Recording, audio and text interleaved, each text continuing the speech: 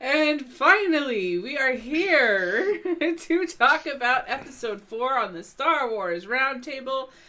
I am the Tattooed Mama. I am joined by the thought behind this show here with JP. I'm not thought. That hill over there. I love the snorting. I love the Star Wars. I don't get a chance to talk about it much. I mean, she hears me talk about it all the time. I know almost everything there is to know about this fucking lore. But yet I can't get him to read a Harry Potter book. But we are not alone. I love Harry Potter now. I only know, I mean, I have things explained to me, so... But... Yes, we watched the movie Sea Turns, and why did this happen? Oh, because of this. Oh, okay. We are not alone. We are being joined by Tim, Connor, and Basement. How is everybody doing tonight? The fuck was that? I have no idea. I'm weird. Well, we know that. He creamed his pants. That's what happened. This is going to be a fun evening. I'll put it that way. Good time reminiscing about classic movie. Yeah. So it's been about 30 weeks since we did the last one because of just life. Well, holidays. Holidays and, people falling asleep before the stream, Hey, Tim made it, okay? Come here. Never run out like that. Come here. Oh, gosh. But yes, we are back to talk now. The series that started it all. The trilogy that began it all. The movie that started it all. As we are finally on to the original 3 movies now. They weren't... I'm going to get into a history of it because they weren't going to make the other 2. And then because this one became so fucking popular, he was just going to do books. And then he said, you know what? Let's make these other 2 fucking movies. And then it went from there. But the original was just going to be a one-time. They just said, fuck it, let's try it and see what happens. It became really popular. So they did it. Sorry, Heather, finish your intro. She's wrong. That's why I'm correcting her. I'm sorry. Go ahead. And that's how JP wound up sleeping on the couch. No, Wendy's already sleeping there. Floor. Raj. I can't sleep we don't on have outside. Can't sleep on the floor. But we are here to talk about A New Hope. So let's go with our traditional thoughts and round up here by starting off with giving initial thoughts of the movie without giving too much detail. And tonight, for the fun of it, let's start with Connor. So, my introduction to Star Wars, and I'll make this to try to be abridged with this as possible, was I watched the 20th anniversary remake of the original trilogy where they added like the special effects and a couple of scenes and blah blah blah. Added more things into it, yeah. Yeah, that's when I really got hardcore into it. And man, nostalgia is a hell of a drug. It was really a fun. I still enjoyed the movie greatly. There are some intriguing things, and I didn't know that fact about that this was going to be the only one, which makes George Lucas either extremely crazy thinking that he was going to definitely make the other two movies, or hopeful that he was going to make the other two movies because he referenced a lot of stuff that wouldn't get solved later on. But no, overall, I still really enjoyed this nostalgic drug wearing off aside. Tim? Again, yeah, this was one of those movies that I grew up watching. I still have somewhere around here in my house the original box set of episode 4, 5, and 6. I used to have on them too. VHS. Anyone who knows what that is, you're officially old. Yeah, my parents had the original bedspread included with sheets and pillowcases. I can smell the piss from here. I had the original set too. But my first introduction to watching Star Wars was not those VHSs. It was watching these movies on recorded off of HBO when they still showed commercials. Wow, holy shit, that's yeah. That's how long ago. I just found it one day and I'm like, I want to watch this. And my parents have hated it ever since. Yeah, this is a nostalgia factor, and I did know that. I was aware of that also, JP, where he was only going to make this episode 4, and it took off. Walked into what it's become. And then randomly make a movie called Part 4. Why? Well, he did put episode. If you look at the crawl, he did put episode 4 up. Yeah. Thinking I'm just gonna throw it up there and see what happens, and people like. Yeah. At the end of the movie, like he needs to make more of these. So smart marketing, and hopefully like, oh, this will catch on, and then yeah. But everybody, so I'm gonna let Basement go, and then I'll talk. Go ahead, Basement. Just garbage. No. I'm just gonna echo what everybody else says here. It's weird when you get to have a movie where it doesn't really matter when you watch it as to when it was made. It still hits all the marks it needs to. Mm-hmm. There's like, it's one of those like, there's only a couple out there, but there's one of those like special viewing experiences where it actually brings everything to life. It does it better than Harry Potter, in my opinion. In some ways, yeah. The first Harry Potter overall builds a really interesting world. The Star Wars, I find the world is really interesting, but doesn't progressively get more interesting. The characters do, but as the movies go on, the world doesn't, which is they miss the mark there, because I'm sure in the lore it's fucking incredible. It's incredible. It's vast. Yes. It's vast. But that's all I can say with the difference between Harry Potter and this in terms of like introducing you to a whole new world. They're the same thing. I have a question for you guys, because I don't know. I know George Lucas is involved with the creation of the story and everything. How involved was he? Because there's a huge, and if he's not like fully responsible for it. No. George Lucas. Hold on, let me finish what I'm saying. There's a huge kudos for whoever also assisted in all the designs of everything. It's so iconic looking, with all the machinery, the characters, the fucking suits, everything that's there. Like, I know it's not. He probably had like yes, this is kind of how I envisioned it. No, he did it all. It's all George Lucas. It's all George. Go watch the documentary on the making of the original 3. Everything is his idea.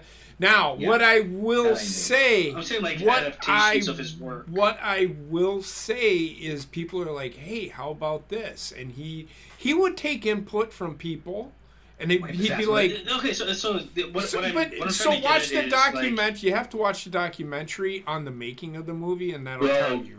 Yeah.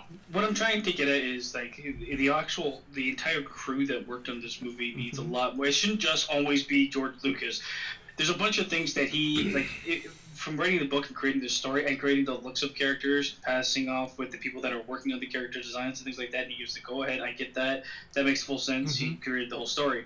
But then there's also like shot selection and things like that he probably didn't really have a hand in that really add to the movie. There's some really good shots in this fucking movie. His I will say, like I said, you need to go watch the documentary, because those people that did those shots, they are the ones that gave him those ideas and said, "Hey, let's run with it." But the way I look at it is like the entire crew that worked with him on this movie had a very good understanding of the movie themes and of where the movie was going, because you can see it in a lot of the shots. And it's just so there's a couple of things that are genius, like though like Luke Skywalker, Mark Hamill, he's the perfect cast, even though like people he's entirely green. Yeah, they all are. Like, they very all are. wooden and very whatever. Luke Skywalker, though, in the past, I think got more would have had more flack than a lot of the other roles, because he's the entry point for everybody. Yeah. And it's just a perfect. It's done perfectly. It's what they tried to do in the prequels. Yeah. I mean, he is the entry point, but I think Leia is actually the entry point. But she's off screen for a long time. She's in the first scene. I know, and then she disappears forever. Well, no, she's in it sparingly. Okay, you can't. Whatever. I think Luke is the vessel for the viewer. Is all I'm saying. You go on his character story more so than anybody else. On this journey, yes, I can agree with you. But in the beginning, I think it becomes the three of them. Yeah, but and we'll get to it. But the overarching feeling, great. This is a movie that has been mimicked throughout history of cinema for a reason. It's really fucking good. Yes. Yeah, it still holds up extremely well. It does. I was shocked at how much it really still holds up. And not to piggyback off Basements, but in terms of what they were able to accomplish in fucking 1977, Jesus Christ. I also think it might be one of the best paced movies I've seen. Ooh, yeah. The pacing is just really fucking. It never really lacks, never slags behind it. Every fucking scene, they're kind of developing something. That's why this first one is so good in my mind. The next one is even better. But they explain it in a way that's very approachable. I don't know. Are you done? Or... Yeah. So, I have an advantage on everybody here. I actually seen this movie when it first came out. How is this an advantage? I seen it in the theater when it first came out. Right. And that's awesome. But what I'm saying... So I understand the movie better than No. What I'm saying is when this movie came out, there was nothing like it. Nobody knew what it was. Nobody knew what it was, and all you heard is it's just going to be a space opera. I'm like, okay. You know what? It's akin to any of the big TV, I would say TV and movie moments, like the Endgame, when Endgame happened with the MCU, and oh god. There's a Gina joining on Star Wars. Hi, Gina. I thought we were doing gaming tonight. No, that's tomorrow for New Year's Eve. Lost forever. It's okay. I can't do it tomorrow because I have to work on Mondays. So fuck. Well, I hope you like Star Wars. Just a little bit. I hate Star Wars. So it's all right. Just hang out. Them all now. So like I said, I got to see this movie in the theater when it first came out, and I was like an experience, a social media experience. I'm trying to say. This is before social media. This is before movies became fucking an agenda-driven fucking garbage show. I loved this movie. This got me hooked right away, and I'm like, fuck it. I hope he makes another one. I was like everybody else at 5 years old. I was like everybody else. He needs to make more of these because this is fun. And I knew he was going to create toys. Did you want to grow up to be a Star Wars? I did. I actually wanted to be Luke Skywalker. I wanted to be Han Solo. That's because I liked also. I like Han Solo, but he Raiders to of the me is not my It's the only favorite. good He's Indiana not Jones my movie. favorite character in the Star Wars. Not in Star My Wars. in general, but favorite- he's one of my favorite. My favorite character is in the opening scene. The guy gets choked. That's what I've always wanted to get choked. But I love this movie. The pacing of it was great. I had fun watching. Every time I watch it, I have fun watching it. Just because. Yeah, it was refreshing to like play this. I'm like, oh wow, like, yeah, you get like the nostalgia waves, but also like this is really solid. And then I see some of the acting and realize how wooden it is at times too. And I love it because of it more. I feel like the acting is actually perfect for the movie. It is. It's weird because at times One it is scene like. early on that's really not fun. What is it? I'm gonna. What the fuck does he say? Power couplers into Noshi, or whatever the fuck he Oh, says. no. Power converters at Tashi Station. Yeah, good God. The funny thing is somebody took a picture of him at Tashi gas station and then photoshopped in power converters.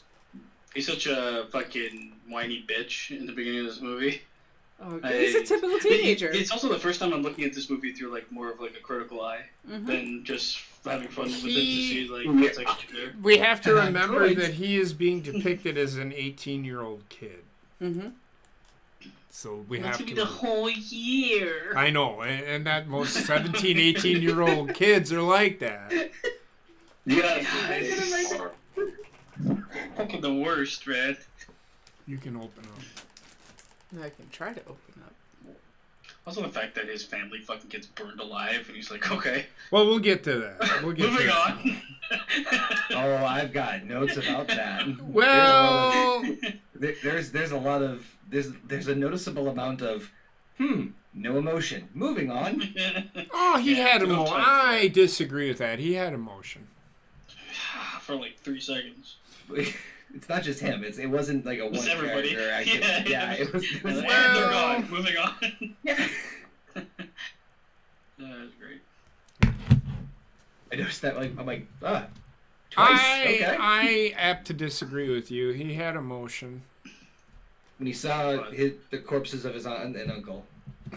That raised him like parents. Okay, Oh, so baby. we can't sit and dwell on the fucking goddamn aunt and uncle dying Neither for did fucking he. an hour and a Neither did half. he. Well, we can't dwell on it for a fucking hour and a half because then the story they have to make another movie just that makes no You could sense. still have like emotional 4.5? fucking moments, even like later on. Yes, he's got to get back to the task. He's sitting on a fucking spaceship going through space for however long. But he had that look on him. He had that somber attitude. Second. Yeah, I'm not saying it wasn't acknowledged, but it was just like, There's a moment of silence, honestly. yeah, I Literally. A moment. I have to go. My planet needs me to, and then like that. These are And nitpicks. It doesn't really hurt the movie in any way, and if the movie's no, not no. about that So- happening, that just needs to happen for him to leave. So Basically. the opening crawl. Again, we seen Rogue One. Prior to this, that very first sentence, the movie was made Just made- gone.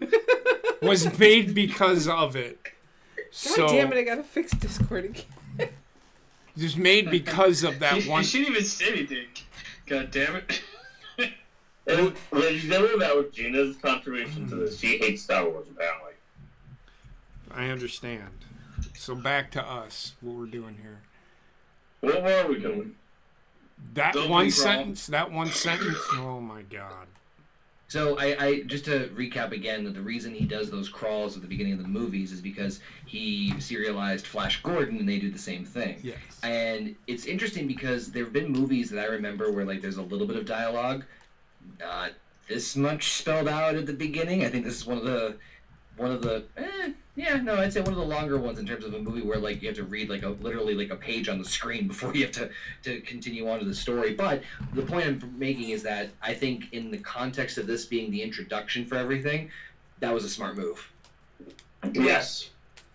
Also makes it stand alone.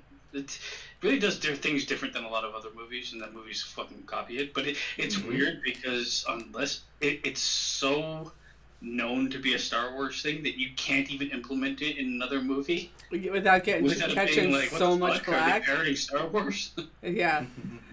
Yeah. All right. Apparently, we sound far away on YouTube, but whatever. I can't fix it. Do we sound far away? Oh yeah, we do. We sound like away. No, because fucking OBS decided to be an ass. Yeah. Obi-ass. Oh man, everything's getting There at we once. go. You should be good Let's now. What about the mic? Is the mic good or no? Oh, see, I guess we can catch up. Yeah. It's... Really? What the fuck? Is that us echoing off of the speaker? Shouldn't be. Testing. So go ahead. We got the crawl. The crawl opens. Jesus fucking Christ. The crawl Yep. opens. An opening title card reads, "A long time ago in a galaxy far, far away. It is a period of civil war. Rebel spaceships striking from a hidden base have won their first victory against the evil Galactic Empire. Rogue One. During the battle, Rebel spies managed to steal secret plans to the Empire's ultimate weapon, the Death Star, an armored space station with enough power to destroy an entire planet. Pursued by the Empire's sinister agents, Princess Leia races home aboard her starship, custodian of the stolen plans that can save her people and restore freedom to the galaxy." Following the open crawl, the frame moves down in the star field, and we see a pitched battle between two starships in orbit around the desert planet of Tatooine. A small rebel blockade runner, the Tantive 4, is being pursued by a mammoth Imperial Star Destroyer, the Devastator. Inside, protocol droid C-3PO and utility droid R2-D2 are tossed about as their ship endures a barrage of laser bolts, and 3PO concludes that escaping capture will be impossible. Let me stop it right there. C-3PO throughout these fucking movies catastrophizes everything. Yeah, because he's a fucking He's a anxious whiny bitch. You know what though? Yes. He's one of the only fucking human robot looking things that I can buy as always being a robot, not a human in a suit. The actor does fucking phenomenal. You don't even think about him like a fucking person. Well, if you look at him, you think he's a robot being shot in the Anthony movie. Daniels is great. if you see him, Yes, he was. If you watch him coming on the stage for Star Wars Day to do his little spiel and say hello to everybody, he moves like fucking C-3PO. Yeah, it's just so perfect, man. His movements are exact. I mean, he moves like a human, but his movements are like C-3PO. It's so good. It's so good. Yeah, I guess it's very well done. To kind of hammer home what I'm saying, it's like you could watch fucking Wizard of Oz, and it just looks like people in costumes. Yeah. Almost everything. If it's a person in a costume, it looks like a person in a costume. I think the only thing that I found different was like it's kind of similar to like Predator in the Predator movie, of how good the prosthetics and everything, how good everything looks. The total package is just I can lose myself in escapism and not believe. Yeah, It's what it is, which is why that's just why I hate that they fucking 3Dified this movie at times. Yeah, but well, that was. It takes me more out of it. you, but this was the George Lucas is like, hey, we can add some things, and he's Yeah. like, hey, Do let's what just we keep couldn't do adding. back in Yeah, but this is when he was like, fuck it, it was like crack cocaine for him. Put a 3D in it. Put a 3D in it. Yeah. No, you were 100% right, and I do agree with that. The practical effects are what made these first 3 movies. So but good. go ahead. Yeah.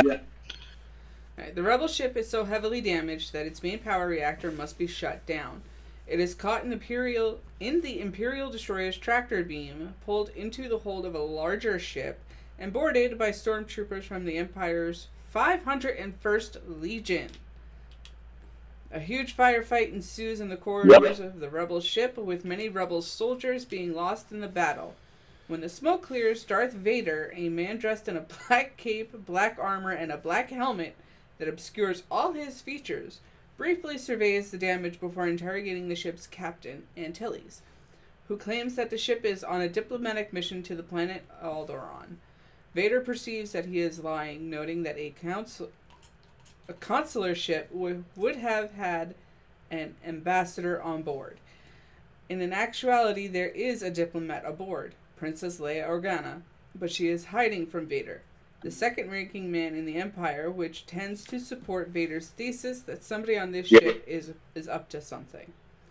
Upon learning that the ship's plans were not downloaded into the ship's computer, Vader strangles the captain. He then tells the troops to search the entire ship and to bring all passengers to him alive. We will pause there. Yeah, like they really fucking went into detail on that one. Yeah. Number 1, he is the 3rd in charge. Yep. Grand Moff Tarkin is higher ranking than he is. However, that's just being said. That's nitpicking. That's For nitpicking this- on my end. Yeah. For this whole scene, I have a question for you guys. Sure. Because this is how I felt too. I'm like, rewatching it, I'm like, man, there is this opportunity to make the fucking, the stormtroopers, like, menacing. And they do it at the beginning of this movie, and they turn into jokes, which I kind of think was a mistake. My favorite. So there's a spot in this scene, at the beginning, where the stormtrooper is looking around and he's like fucking moving shit, and all of a sudden he sees Darth Vader and he's like fucking rigid right away. It's like Darth Vader is, you can't see his facial expressions, but when he comes in, It's a presence. it's Yeah. holy shit. I was like, this guy is my favorite character. And honestly, he is one of the most iconic bad guys of all time. Yes. This guy, the backstory to this guy, he is worse than Voldemort. Yep. Like, he killed younglings. No, Think that's what about that for a Voldemort minute. wanted to do. He just And they ran into the blade, so it's their fault. Well, but my point is yes, they could have made the stormtroopers more menacing. My problem, we'll get into it later on, is how precise they are, and they can't hit the broadside of a fucking. Yeah. That Well, was. this is what I mean, where like they have in the first part of this movie, the storytelling is like an invasion, and they do present them like legit soldiers. Later on, they're like fucking all cross-eyed, brain dead, but like They're like fucking hicks. They're like hicks. I get why they do it, because if they maintained like to be a menacing force throughout, you wouldn't get all these like over-the-top action sequences. Yeah. It would be like hiding in trenches and shit. You wouldn't be swinging across the middle of a death pit with a bunch You of can't guys have shooting competent lasers. They employees. can't. I get why they do it, but it is nowadays that's such a trope to have these like throwaway fucking army men. Yeah. Yeah. There's even a spot in this movie, where if you pause it at just the right time, you see one of the doors is not open enough for a stormtrooper to I was gonna walk bring that up. under. I was gonna bring that up later. It's still in there. It's great. Yeah. Lucas left it in there on purpose because it was funny. But there's one scene, if you watch it carefully, in this opening scene, where the stormtroopers are coming into the ship, and they shoot one of the rebel defenders. his death acting, like, all of a sudden goes and, like, literally overacts the fall. And I'm like, yeah, I could believe that if I pay attention to the background for half these fucking doing cartwheels after they get shot. I'm like, that is so overacted, and I still love it. Because real quick on the stormtrooper part, though, I do echo the sentiments of Basement of, like, you know, wish the stormtroopers didn't come across as the Three Stooges of army men, but we'll get there. But it's a problem that this is into the bad guys in general. Yeah, I know. But this might be a duh thing that I just never picked up on because I'm now paying attention in different limelight. Is the Empire supposed to be some sort of reference to Nazis? Yes. They allude to them, especially in the newer movies, being that way. Go ahead. No, I mean, it's... I just put two and two together because I'm like, they go further that way. Yeah, I'm like... I was like, okay, stormtrooper, like, and then when I see the Empire uniforms, I'm like, okay. Another comparison you can use is the Empire is very human-centric. They want human dominance. Nazi Germany wanted Aryan. Viva asked the question. The problem is, like, I think in looks they do it just to garner a response, but in actions... They are not like fucking Hitler at all. Well, no, communist Russia. Yeah, it's they're not like there's one part. They're not master racing out there. They're just control of everything. Their government is what they are. They are. I just remember. And they're inadequate. Which is perfect. But anywho, opening scene, love it, badass. Princess Leia's got buns on her ears. Let's go, moving along. I gotta say, like, starting off like this though is perfect, right? You start off in a war zone. You start off with so many action scenes, but they also do good in developing where the storyline is going. It's never just action for action's sake. So I will say again in the documentary, George Lucas does hit on the fact that yes, you are correct. They are depicting them as Nazi Germany to an extent. Yeah, okay, that's fine. I think it's just to elicit response from people that would be familiar with it. Yeah, it's a smart subconscious thing, which I really like. Yeah, they also do the same thing with the Ku Klux Klan and Harry Potter, which is kind of stupid to me. Yeah, like when they all come in after the thing with the they changed their look after that to be a bit more mask oriented. Yes. Colorful. Also, Carrie Fisher herself said she has no idea why she opted for the ridiculous, almost British accent. But it's iconic. For the beginning of this. I don't know why she needed to do the British accent. Yeah, because she's supposed to be royalty. Yeah. Of course you're going to go with British. Like, who else? And I get it, but it was terrible. Sound like a South Jersey fucking slag. Her acting was good, but that accent killed me. I get why they did it though. It's all just fucking. Do you know what it should sound like? What it should look like? Like a lot of that is in Star Wars with like we have to allude to what's actually happening in the world or what has happened. Yeah. So I mean, I didn't hate on it. I didn't think it was great, but it is what it is. Also, the miniature work in this fucking movie is incredible. Yes, it is. Miniature space stations, you're getting those iconic, like, scrolling and you're under the station for the whole time just to show how big it is. Yeah. This might be more of a me nitpicking thing. Why wouldn't they have fired at the escape pod? Because the movie had to have. Because they did explain it. There was no life forms on but it's like if they're looking for like data leaving the station. Well, they weren't. That guy is the real hero. No, they weren't looking. They thought the data was on the ship. That's why they didn't shoot. However, if you paid attention, we'll get there when we get there. Darth Vader then said. I mean, it's in the next paragraph. Go ahead, then. Okay. C-3PO and R2-D2 manage to escape the damage from the firefight. R2-D2 meets up with Princess Leia, who loads him with the stolen plans and records a holographic message for the small droid to take to the planet's surface. R2-D2 and C-3PO get away from the ship aboard an escape pod and go to the planet below. Imperial troops choose not to destroy the pod as their scans detect no living organism on board and presume it ejected due to a malfunction. Moments later, Makes sense. Moments later, the princess is stunned by Imperial troops and taken to Vader. He tells her that the rebels have stolen some secret Imperial plans and transmitted them to her ship. She feigns ignorance and protests to Vader that she is a member of the Imperial Senate on a diplomatic mission to the planet Alderaan, but Vader doesn't believe her and orders her taken away. Go ahead. Vader's adjutant aide. Adjudicated. Adjutant Gesundheit. aide is all it says. Adjutant aid, then. Oh, okay. I don't see The it. word I use every day. I'm Commander- way too stoned to comprehend this. I use big grade. We use it all the time in the military. Go ahead. Yeah. Commander Jur insists that holding her captive is dangerous. News of her captivity would generate sympathy for the rebellion against the Empire.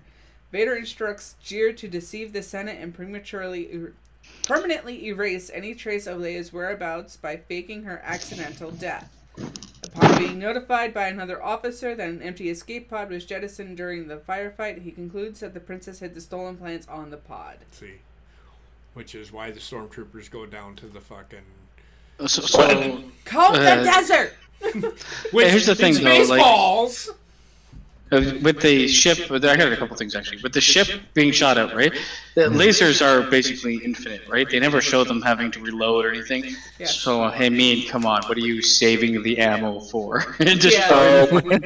it's like a decision to be like, That's yes, kind I of- want a mistake to happen. I literally have Of I have down here. It's like It's plot I convenience. wouldn't do that if I was in charge. Yeah, exactly. Look, it's nitpicky. Like when Yeah, they I know, shoot, I'm just- when It they is a shoot- nitpick, When they but- shoot the Death Star, the lasers come to the point and then shoot out. Yeah, that don't happen. Yeah, that doesn't make any fucking sense. It don't. Not unless there's I- mirrors out But there again, deflecting it. let's put this in perspective. We're looking. Maybe there This is is something like, there. Maybe there is something there that it's an The weird thing- whatever. The weird thing for me, I think it might have just been better if they shot the pod and didn't look at anybody saying something's escaped, and we could give an option Yeah, to destroy it. there you go. Just go buy it and not even mention it at all. Yeah. Then people would have like their theories, but everybody could fucking debunk them in their own mind. I was about to say that would turn into the who shot first fucking argument of Han. Who shot It's- C-3PO? Anyway, go The ahead. other thing I find, and this is more of the problems with like them trying to elongate a story in the newer stuff and even in the prequels, and trying to elaborate on how the Force works and stuff. The Force works slightly different. Like he doesn't recognize Vader either can't pick up on the Force in anybody anymore at the beginning of this movie. She's not connected to the Force because she is never trained. So At that yes. But I feel like they picked up on fucking little Anakin Skywalker, and he's not trained. So And he's a kid. So again, Well, no, they didn't.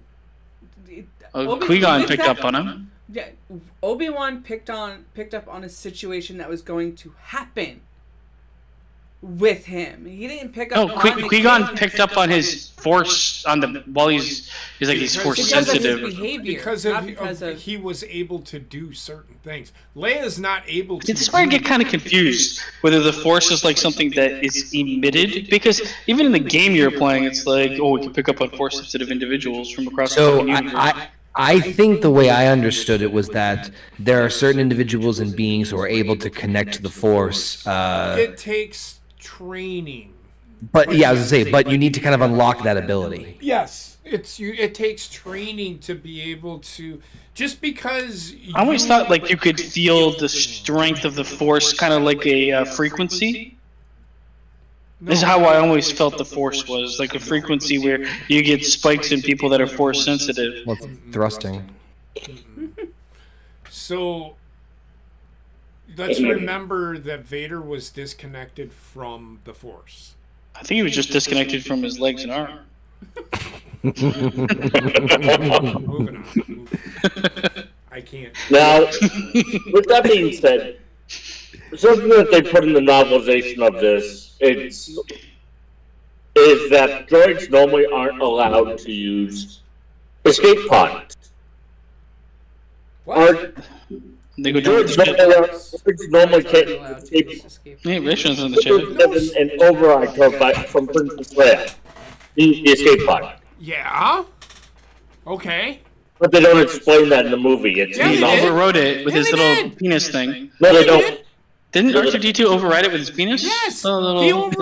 yeah. So he was told to do it I don't know what else to call it. because C-3PO said we will get dismantled for doing this, Mhm. He and does say he's that. like, "Don't worry about it." So that's why they did what they did. Okay. C-3PO and R2D2 land on the desert planet. R2D2 mentions a mission to deliver some plans, but C-3PO is more concerned with staying in one piece long enough to find civilization. The two split up, and both are eventually captured by a group of diminutive scavengers called Jawas. Racist. The Jawas are junk traders in R2D2 and C-3PO. Well, they're more scavengers than junk traders, but... And C-3PO are their newest assets. Meanwhile, a unit of Imperial sand troopers find the crashed pod Racist. and discover droid parts and tracks leading away from the crash site.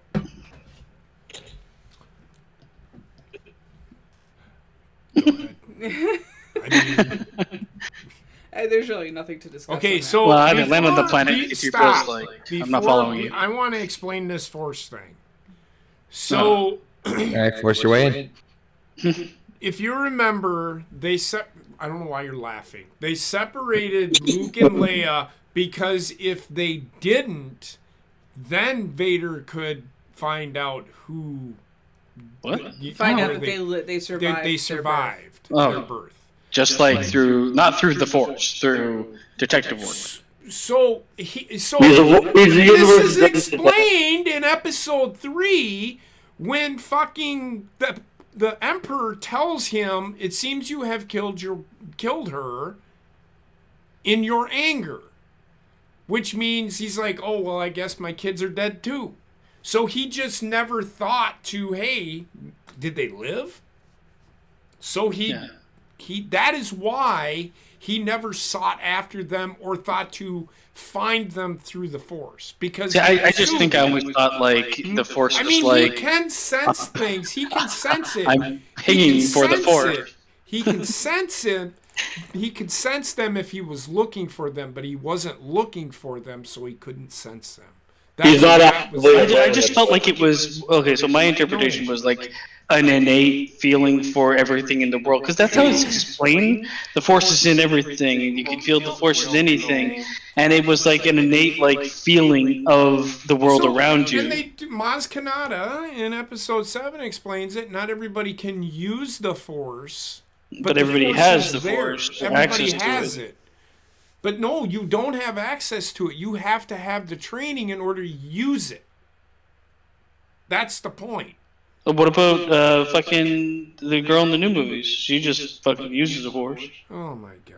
She doesn't have training. I don't want to fucking get there. When Okay, we fucking again, get there. We'll get Hey, there. it's real. We'll get Butthole, there butthole, butthole everywhere. when we get there. There are certain actions and activities that can also awaken the Force in individuals as well. Pod racing with Anakin, Hence, which Escaping requires a greater fucking war reflex. zone, like the fucking Princess Leia. you're reading way too much into it, man. I'm just saying But it's not she's not well in the enough. war zone. She is a diplomat, which is less active part. They shoot her with a stun gun. Yes. Yes, they do. And That's pod racing. She's not invincible to being... Even if she had the Force, she's not invincible to being stunned. No, it's not something thing. I don't know what I'm just saying it's not clear enough for me. Sure it is. You're But you also remember too, I just said why it's not. And you guys are doing mental gymnastics to explain it. I'm not... No. Only because of certain activities you have done recently. I'm gonna stick the landing. You're reading way too much into it. Trust me. Alright. Well, even in this movie, fucking Obi-Wan lands, he's like, "Whoa, it's a full presence I haven't felt in a while." Is he looking for Obi-Wan every day, forever? No, Obi-Wan is constantly keeping himself open so that, one, he's doing the training that Qui-Gon gave him. It's almost become like he a got in Force his ghost. vicinity So and he felt the knows. Force. He knows Obi-Wan is still alive. I know. You're right. No, because it's like Well, if you'd let me if you know, finish. okay, I just feel like if you feel the Force around you, you should be able to feel Force Just sensitivity. because you That's feel all I'm the saying. Force doesn't mean. So You have to be actively looking for the Luke may Force have to feel the it. Force around him, but he doesn't know that he's his son. So wouldn't he just be able to be like, oh, it's an unidentifiable disturbance in the Force? Well, that's everybody. Everybody has the. Did you have like power scaling? Dragon Ball? Oh, it's over 9,000. Oh, I don't know. And either way. Yeah, that's midichlorians. Yeah, which is explained later, which still kind of fucks with this movie in my mind. You're reading too much into it. Anyway, go ahead. The Jawas traveled to the Great Chot Salt Flat settlement, that's a mouthful, to sell droids and equipment to local homesteaders, eventually arriving at the homestead of Owen Lars, a moisture farmer. Because he likes things moist. The farmer purchases C-3PO for his translation skills, as he is fluent It's a porn star. as he is fluent in 6 million forms of communication, but initially decides to buy a cheaper utility droid, R5-D4, which breaks down almost immediately after purchase. Eager to deflect accusations of selling shoddy merchandise, the Jawas offer R2 as a replacement. Owen accepts and tells his young 18-year-old nephew, Luke Skywalker, to clean them up and put them to work. Luke had plans to meet some friends in the nearby town of Anchorhead, Get some power but his converters. plans are put Power aside for converters. What converted station did some power converters? Someone is fucking cranking his nuts during that scene. Yes. During the cleanup, Luke stumbles across a short clip of the message stored in R2 by Princess Leia. The message is for someone named Obi-Wan Kenobi and is a desperate plea for help. R2 insists that the message is simply a malfunction, old data, but Luke insists on hearing the complete message, intrigued by Leia's beauty. R2 then states that if Luke removes his restraining bolt, he might be able to play the rest of the message. Luke removes the bolt, but R2 doesn't play the message and claims not to know what Luke is talking about. R2-D2 is so funny. He's a fucking dick. He That's doesn't what even is. say he is a anything. dick, and I He just love it. goes beep boop beep boop boop, and it's fucking hilarious. Luke But- is called away. Luke is called away for dinner, forgetting to replace the bolt, which will keep R2 within the boundaries of the moisture farm, and asks C-3PO to finish cleaning R2. Actually, he asks him to get the rest of the message out of R2, but we'll pause there. Do you think they made R2 look like a garbage can because he talks so much trash? Yes, yes. The more I watch this, and every time R2 is involved, I could slightly decipher what the beeps are, and I fucking swear to God, a couple of times I could tell he was sitting there and telling C-3PO, shut the fuck up and just fucking listen to me. Yes, I feel like he's the Kenny and he just curses constantly. Right. Those aren't beeps, those are sensors. I find that R2-D2 is he's the glue Yes. for these movies, and I He's say that he's the hero droid. He's like the fucking Samwise Gamgee. He is the one piece that keeps everything together from 1, 2, and 3 to 3, 4, and 5 to 6, 7, and 8. 7, 8, 9. Don't you guys find it funny too that it's like Obi-Wan Kenobi's like I have to go into isolation, I have to go into hiding. I think a good name for me would be Old Ben Kenobi.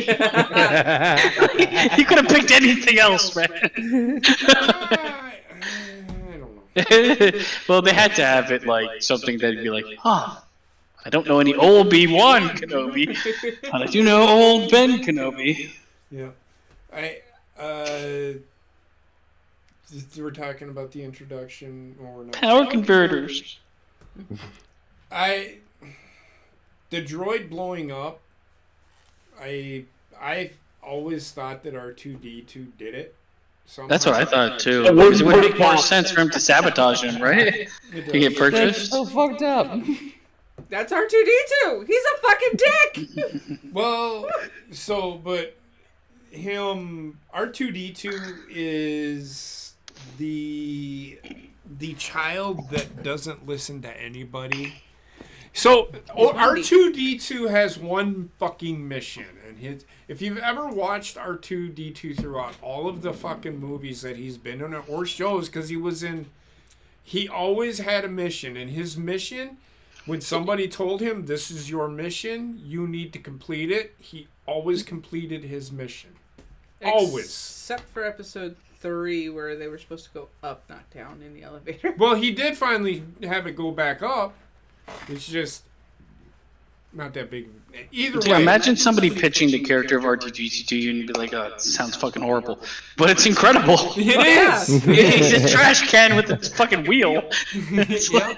But He's going to be amazing in 9 movies.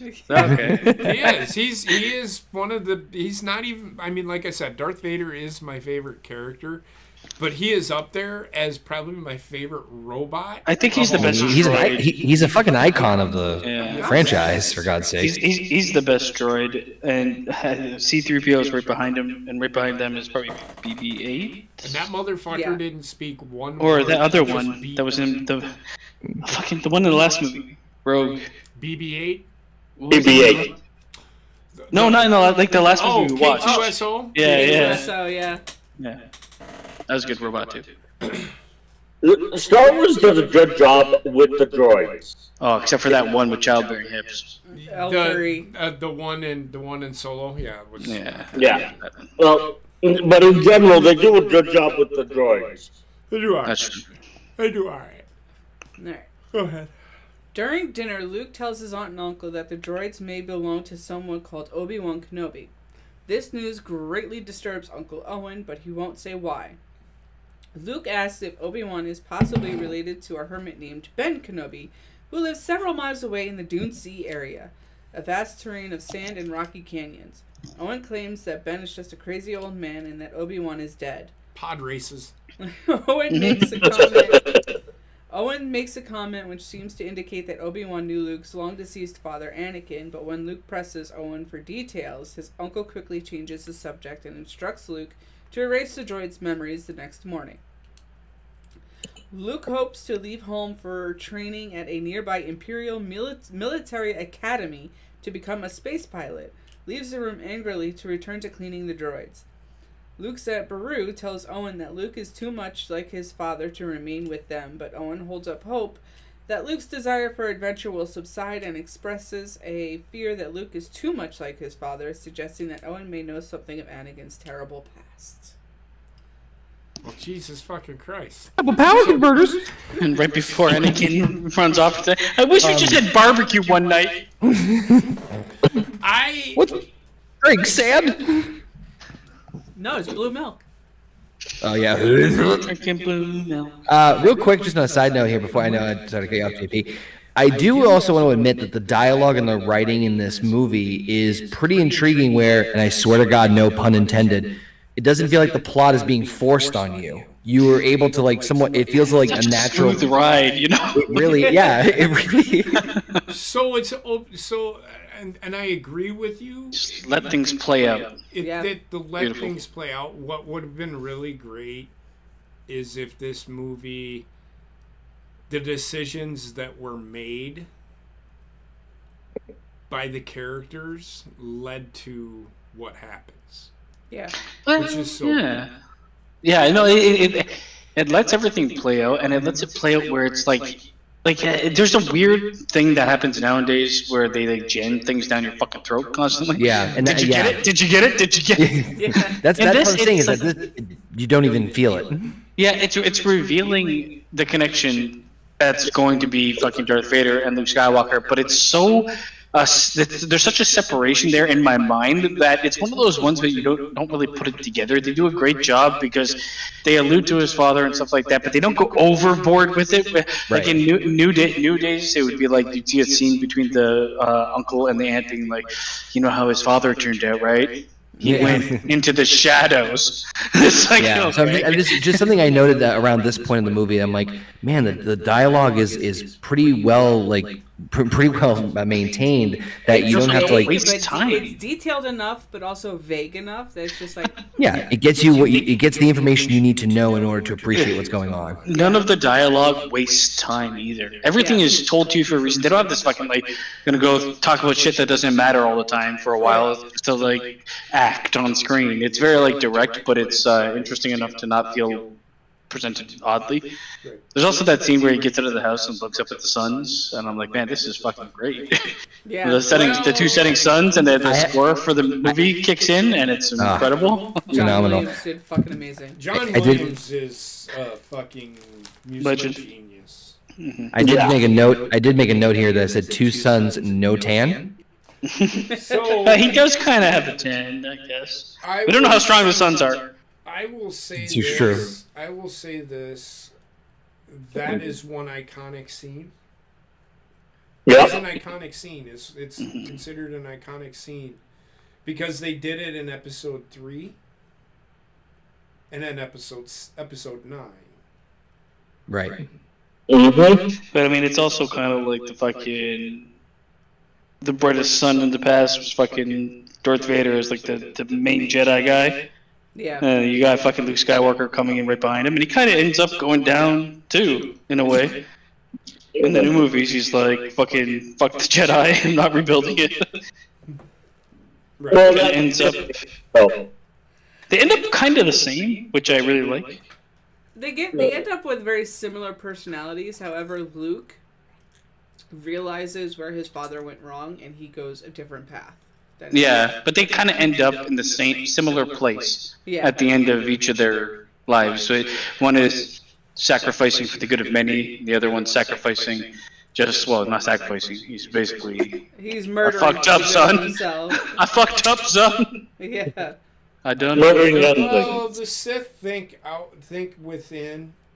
They think for themselves. Yeah. Whereas the Jedi think outward. It was you explained. have a guy that's explained both. in episode 2. But that's why Darth Vader's so good, because he is and always will be both. Yeah. Correct. Which is why he is the chosen one. All right. After dinner, Luke discovers that R2-D2 has escaped to find Obi-Wan Kenobi. Luke tells 3PO that it's too late to look for R2-D2 because of the dangerous Sand People, also called Tusken Raiders, in the area. They're like fucking Down syndromes in the sand. In the area, and they will set out first thing in the morning to go look for him. Hopefully before Owen discovers that due to Luke's negligence, his newest investment has disappeared. The following morning, Luke and 3PO set out in Luke's land speeder to find R2. They locate him on the scanner and catch up with him. As soon as they find him, R2 informs them that his own scanner is picking up several creatures closing in on them. Luke fears the Sand People have found them and confirms it by using a set of monoculars. One ambushes them, hitting Luke over the head and knocking him unconscious. C-3PO goes tumbling down the side of a sand dune. R2 runs and hides. R2 rolls and hides. He doesn't. C-3PO fucking just yeeted himself. He gets obliterated. Snapped in half like a goddamn Twix bar. This is the introduction of Obi-Wan or Ben Kenobi. I want to know whose idea it was for the sounds of the creatures. It's great. So You know what they sound like. Again, I don't know. Because in the expanded universe, before you say anything, they're really not explained. But in the expanded universe, one of the Sand People, the Tusken Raiders, becomes a Jedi, who then becomes a Sith Lord called Darth Krayt, if I'm correct. Darth Krayt? Yes. That sounds right to me. It's That's one a of bad name. Well, The box. It's Anakin. So when Anakin Skywalker killed all the Tusken Raiders in Episode 2, that was his clan. And he hated Anakin Skywalker. So he was so obsessed with getting Anakin Skywalker that he became a Sith Lord himself. Well, So that's the full same of thing anger. for that. So That makes me so happy to know so, that now. so Actually, he ended up That chicken. The black girl. He ended up becoming Darth Krayt, who then That's a became terrible the name. rule of one, which is he just had a bunch of Sith Lords, apprentices, and he was just a ruler of the Sith. I feel like it's just like him, like with a bunch of sand people trying to teach him how to use the Force. It's if you have time, and it's like 45-minute. You ever he looks see- fucking story. badass. You ever see the? Go on YouTube. I think Evan Nova has it. Just type in Darth Krayt. Yeah, I got it. And watch it. It's really interesting. Anywho, I'm telling you. Go ahead. What I was trying to say was, it wasn't a bad thing of the noises, but it goes back. It's going back to the creativity and the originality of everything. Like we were saying about like the set designs, the costumes, all this stuff, like all the visual stuff. Same thing goes with like these creatures in terms of not only their detail, but also like, how do you want this thing to sound? Yeah, and I also like the fact that they're like make them look that they could survive in the desert. So based on the sounds, I don't know why, but they can speak. I don't know why they did that. I think they're supposed to be shown as like just barbarians, like the idea of like going against Book of Boba. an army of people you can't understand that just seem like fucking warriors. But it's funny because they knock him out, they don't kill him, and then they go and rob his car immediately. So Yeah, maybe it's it's more in like here. Anakin in the hood. Now, I think that, part of it also is you got to remember this movie came out before all of the expanded universe stuff came out. I agree with you. Yeah, this is where you kind of get the. Sometimes they have to like make things work a bit. Yeah. It's like this is why I was. I'm not going to get back into it. But this is what it was With going on that being before. said- For.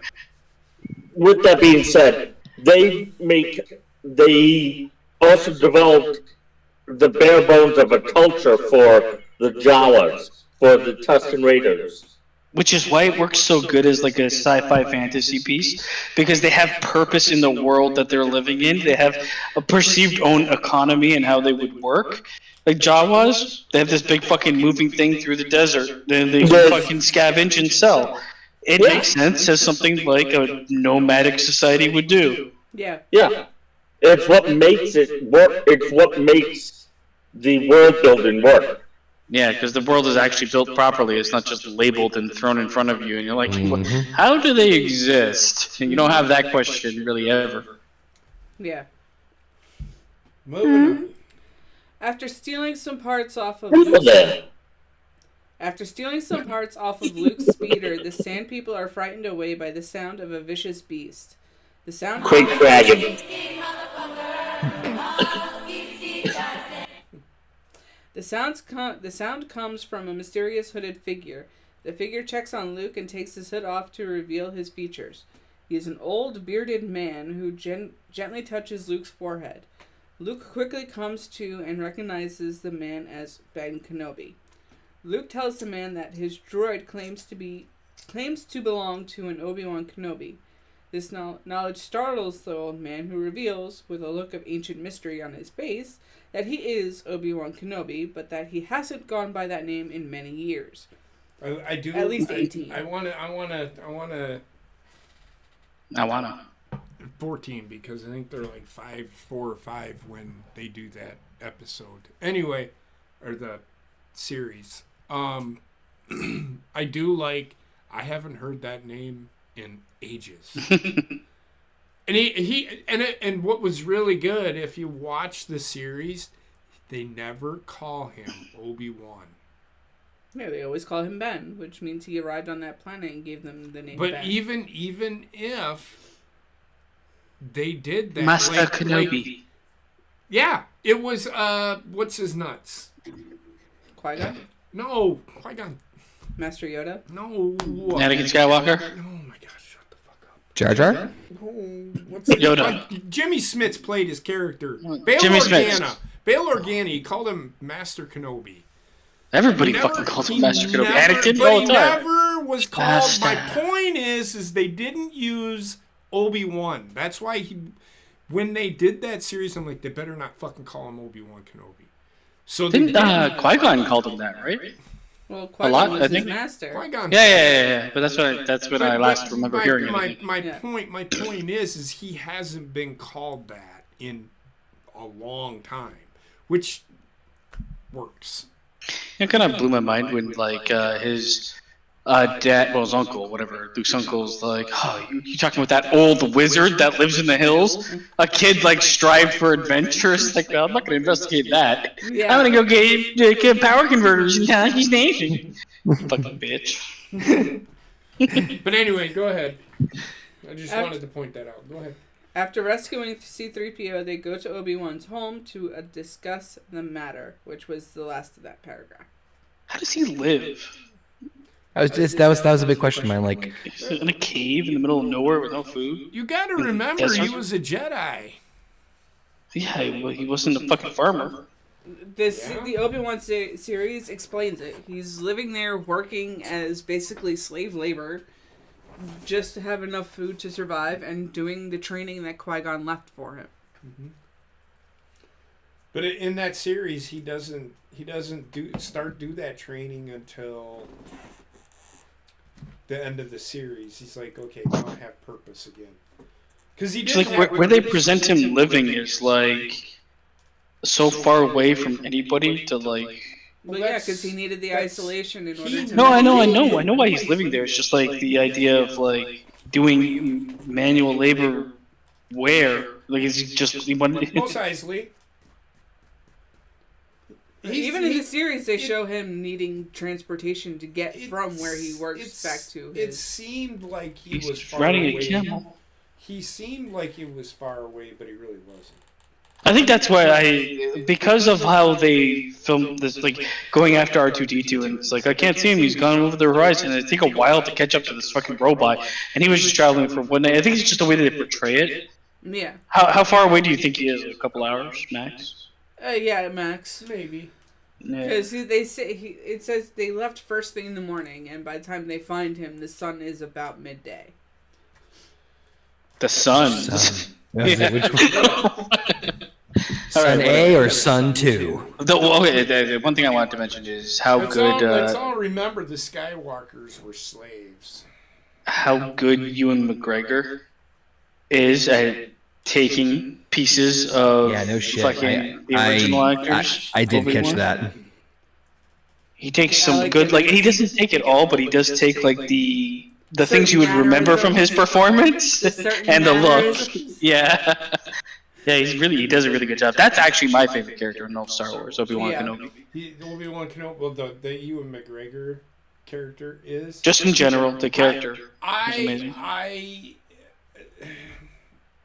can say I loved Obi-Wan Kenobi, and I wanted to know more about him as to what happened, and that's why I was like, oh my god, they need to make... As a kid, I'm like, I want to know how Darth Vader became who he was. He is easily... He's just as... he might be, tied with Anakin as the most fleshed out characters in Star Wars? Yeah. In the movies, yes. In the movies, and maybe even in some of the shows that accompany it. I'm telling you, he is when you say Star Wars, you think Darth Vader, but you also think Obi-Wan Kenobi. Yes, they are intrinsically linked to each other. Lovers in dangerous times. I loved Alec Guinness as Obi-Wan Kenobi. He fit for the time. Mm-hmm. I like Ewan McGregor as Obi-Wan younger. I wish that Ewan McGregor would have played the original Obi-Wan. Yeah, it would make sense now, but it's as good as you're gonna get, really. Yeah. All right. But at the time, I really even think Ewan McGregor was alive at the time when this first came out. So he's older than me. Yeah, what is he? 55? 56? He's somewhere in there. It doesn't really matter. Heather, continue. We got it. At Obi-Wan's home, Luke learns that Obi-Wan knew Anakin and that they were both Jedi Knights of the Old Republic and veterans of the talked-about Clone Wars. Luke had been told by his uncle that his father was a navigator on a spice freighter. Owen had been trying to protect Luke from the truth about his father, or perhaps simply trying to keep him safe. Note, it's not clear that Owen knows the truth about Luke's father other than that he was killed in a dangerous line of duty. Obi-Wan then produces Anakin's lightsaber, an energy sword which was the chosen weapon of the Jedi Knights. He seems to have kept it safe for some time. He gives the weapon to Luke, saying that Anakin wanted him to have it when he was old enough, but Owen would not have of it. Would have none of it. Oh my god. Obi-Wan explains that a Jedi receives his power from the Force, an energy field that is created by all living beings that surrounds us, penetrates us, and binds the galaxy together. But there is also a dark side of the Force which draws power from negative emotions and baser impulses. A young Jedi named Darth Vader, who was once a pupil of Obi-Wan, was seduced by this dark side.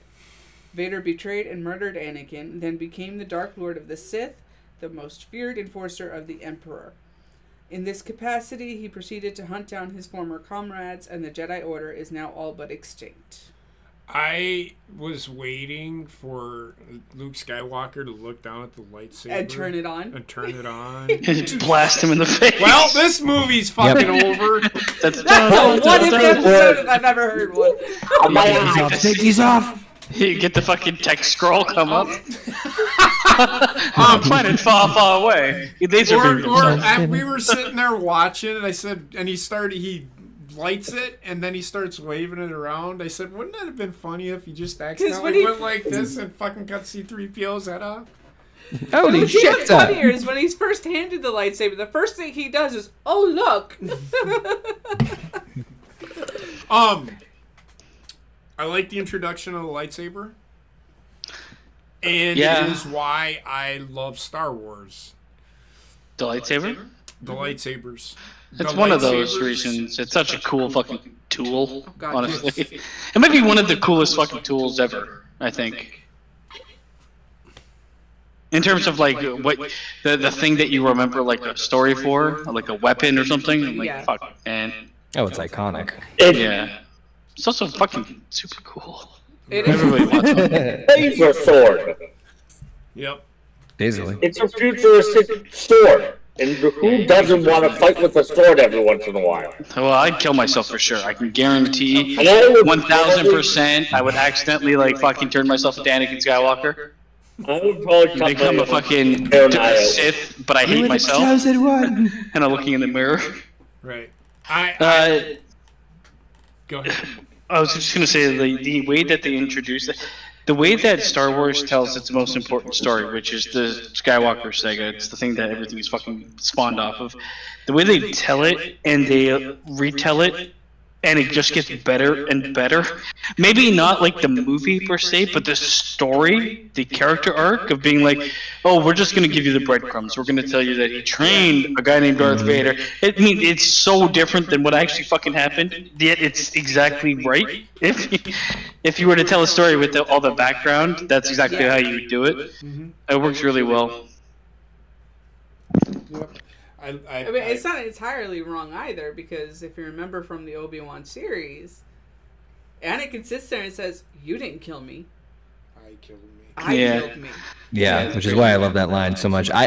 So for this goes back to the whole thing I was saying of with the dialogue about like you just got info dumped a lot of backstory there, but the conversation and the flow of the conversation was very smooth while Luke's waving the nice shiny thing. Luke is like a fucking duck, all fucking big impactful information, like water off his back. Yeah. Everything that happens to him is like, oh, my life completely changed. But just something I noted, and then again, like the whole idea of like, again, maybe not intentional, but like leaving like little things of information that make you go like, ooh, what was that? Like Clone Wars? What the fuck's the Clone Wars? What happened there? What happened there? What was the hell of it? But you don't even think while watching. You don't think about like it's after watching that you're like, man, I'd like to see more of this. And look what they gave you. The anticipation of what could be there, which is incredible, So right? the Clone Wars were a galactic war. So everybody knows about the Clone Wars. Oh no, he's talking about the audience, not Right, I understand that. Well, and this is why they made. They fucking tease you. They twiddle your taint a lot. But this is there's multiple instances where, like, again, if this ended up being just the one end all be all, it's interesting to see that there are little nuggets of things here and there with this that you could literally crack open and tell. It's so genius of starting in the middle of a story, really but you're is. also at like the most. It's 3 movies, right? But if you took it all and put it into like just the middle book, right? It's easily the best fucking part of this entire story, and everything like culminates with it, which I see why they were like, if I want to tell 200 pages of a 1,000-page book, I'm gonna pick the best 200 pages and see where it goes, right? Yeah. But it's so genius to start there because everything, the groundwork is there. Everything feels like a world you've lived in or a universe you lived in. Yep. So just something I noted that there because I heard Clone Wars. I'm like, oh yeah, and I remember going like, what's that about? What's that? It's fucking brilliant. This is something that the MCU could have done. Yeah, Honestly, I start know in the well middle aware. of a story. That's what they should have done after fucking Endgame. Just start in the middle of some other story. Yep. Yeah, it's me. Wonder how I got here. Let me tell you about my story. My name is Miles Morales. I'm Tony Stark. I'm 7 years old and a Spider-Man. So we're right here. Just need some power converters. Yep. I'm at Tashi Station to get my dick sucked, Dad. So the only problem that I had with this is, well, what happened to my dad? You know, there wasn't more expansion on that. Duck. Waters back. Yeah, no, I got it. It's just a wizard in the fucking mountains. I wanted an adventure, Dad. I get it. I'm just saying. Okay. So moving on. At this point, Obi-Wan has R2 play Princess Leia's complete message. The princess reminds Obi-Wan of his past service to her father in the Clone Wars and conveys his plea to assist in the rebellion against the Empire. She senses that her mission to bring Obi-Wan to Alderaan has failed and tells Obi-Wan that she has embedded information crucial to the rebellion in R2's memory banks. She asks Obi-Wan to deliver the droid to her father on Alderaan so that the information can be retrieved, and repeats her plea that is now her only hope. So this is when Obi-Wan says Obi-Wan cannot hope to undertake such a mission alone due to his age.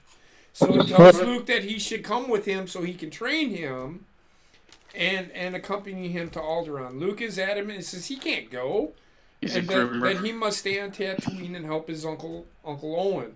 Obi-Wan counters that the rebellion needs Luke's help. Little does he know Mom and Dad are having a that barbecue. the young woman in the message needs Luke's help, though she has not mentioned any personal requests for help. They decide to go to the city.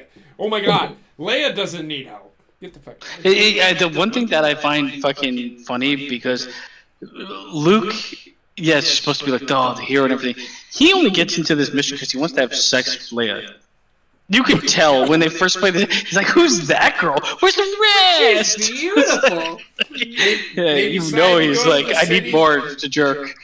They decide to go to the city of Anchorhead so that Obi-Wan can book a transport to Mos Eisley Spaceport. So I do know didn't they skip over this? This is parents or his aunt and uncle. But doesn't he go back? No, they haven't found out that they're dead yet.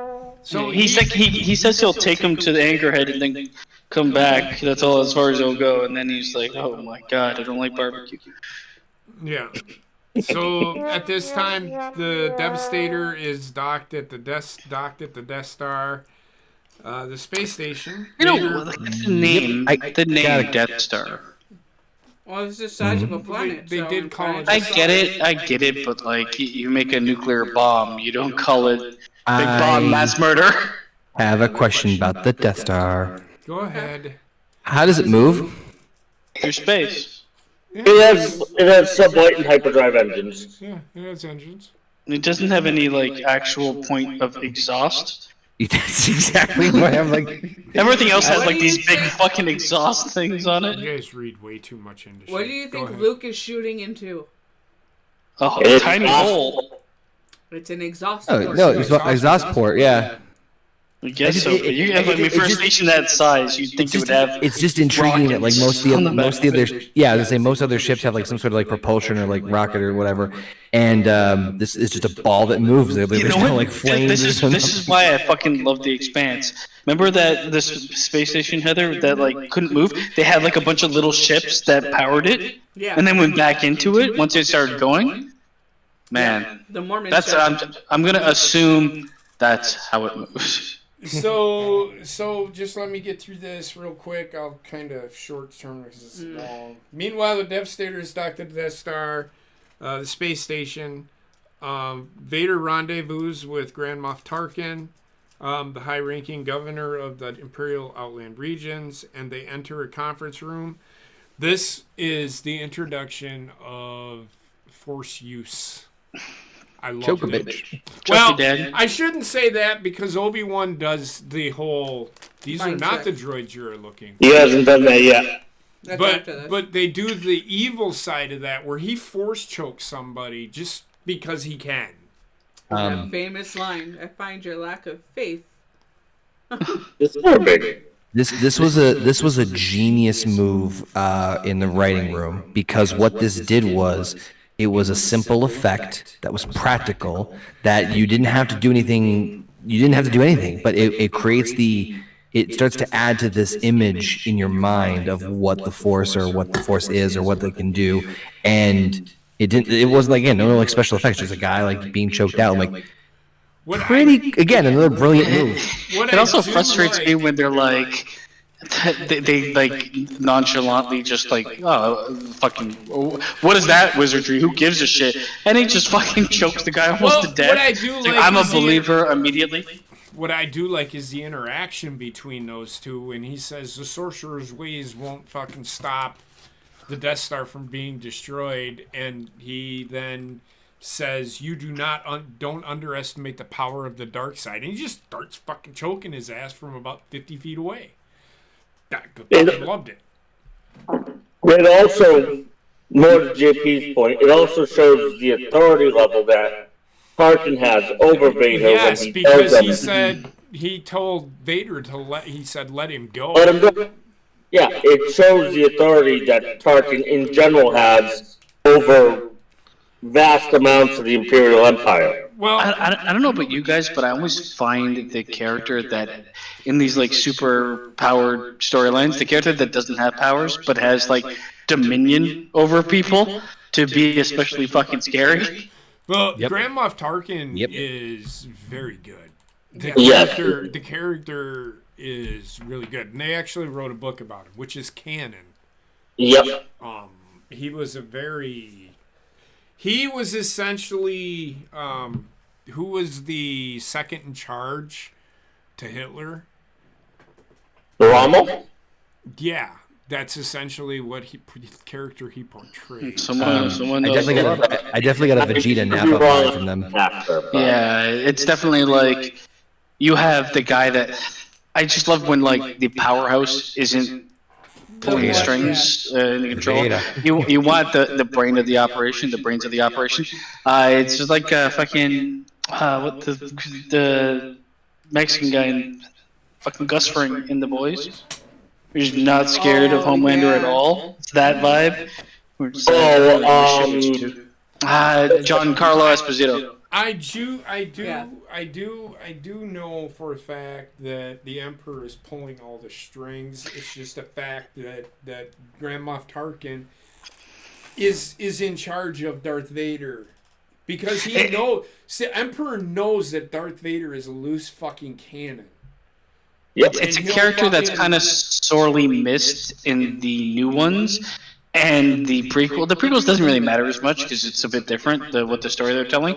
But the new ones, they really needed that character. They had it with the redhead guy, and then they turned him into a fucking bitch. Yeah, they did. Yeah. We'll get into it though. But so I just wanted to touch on that scene because you're seeing the evil side of the Force and you're seeing the good side of the Force. Now, both sides of the Force can do that. And what is great is they do explain how were you able to do that? The Jedi mind trick.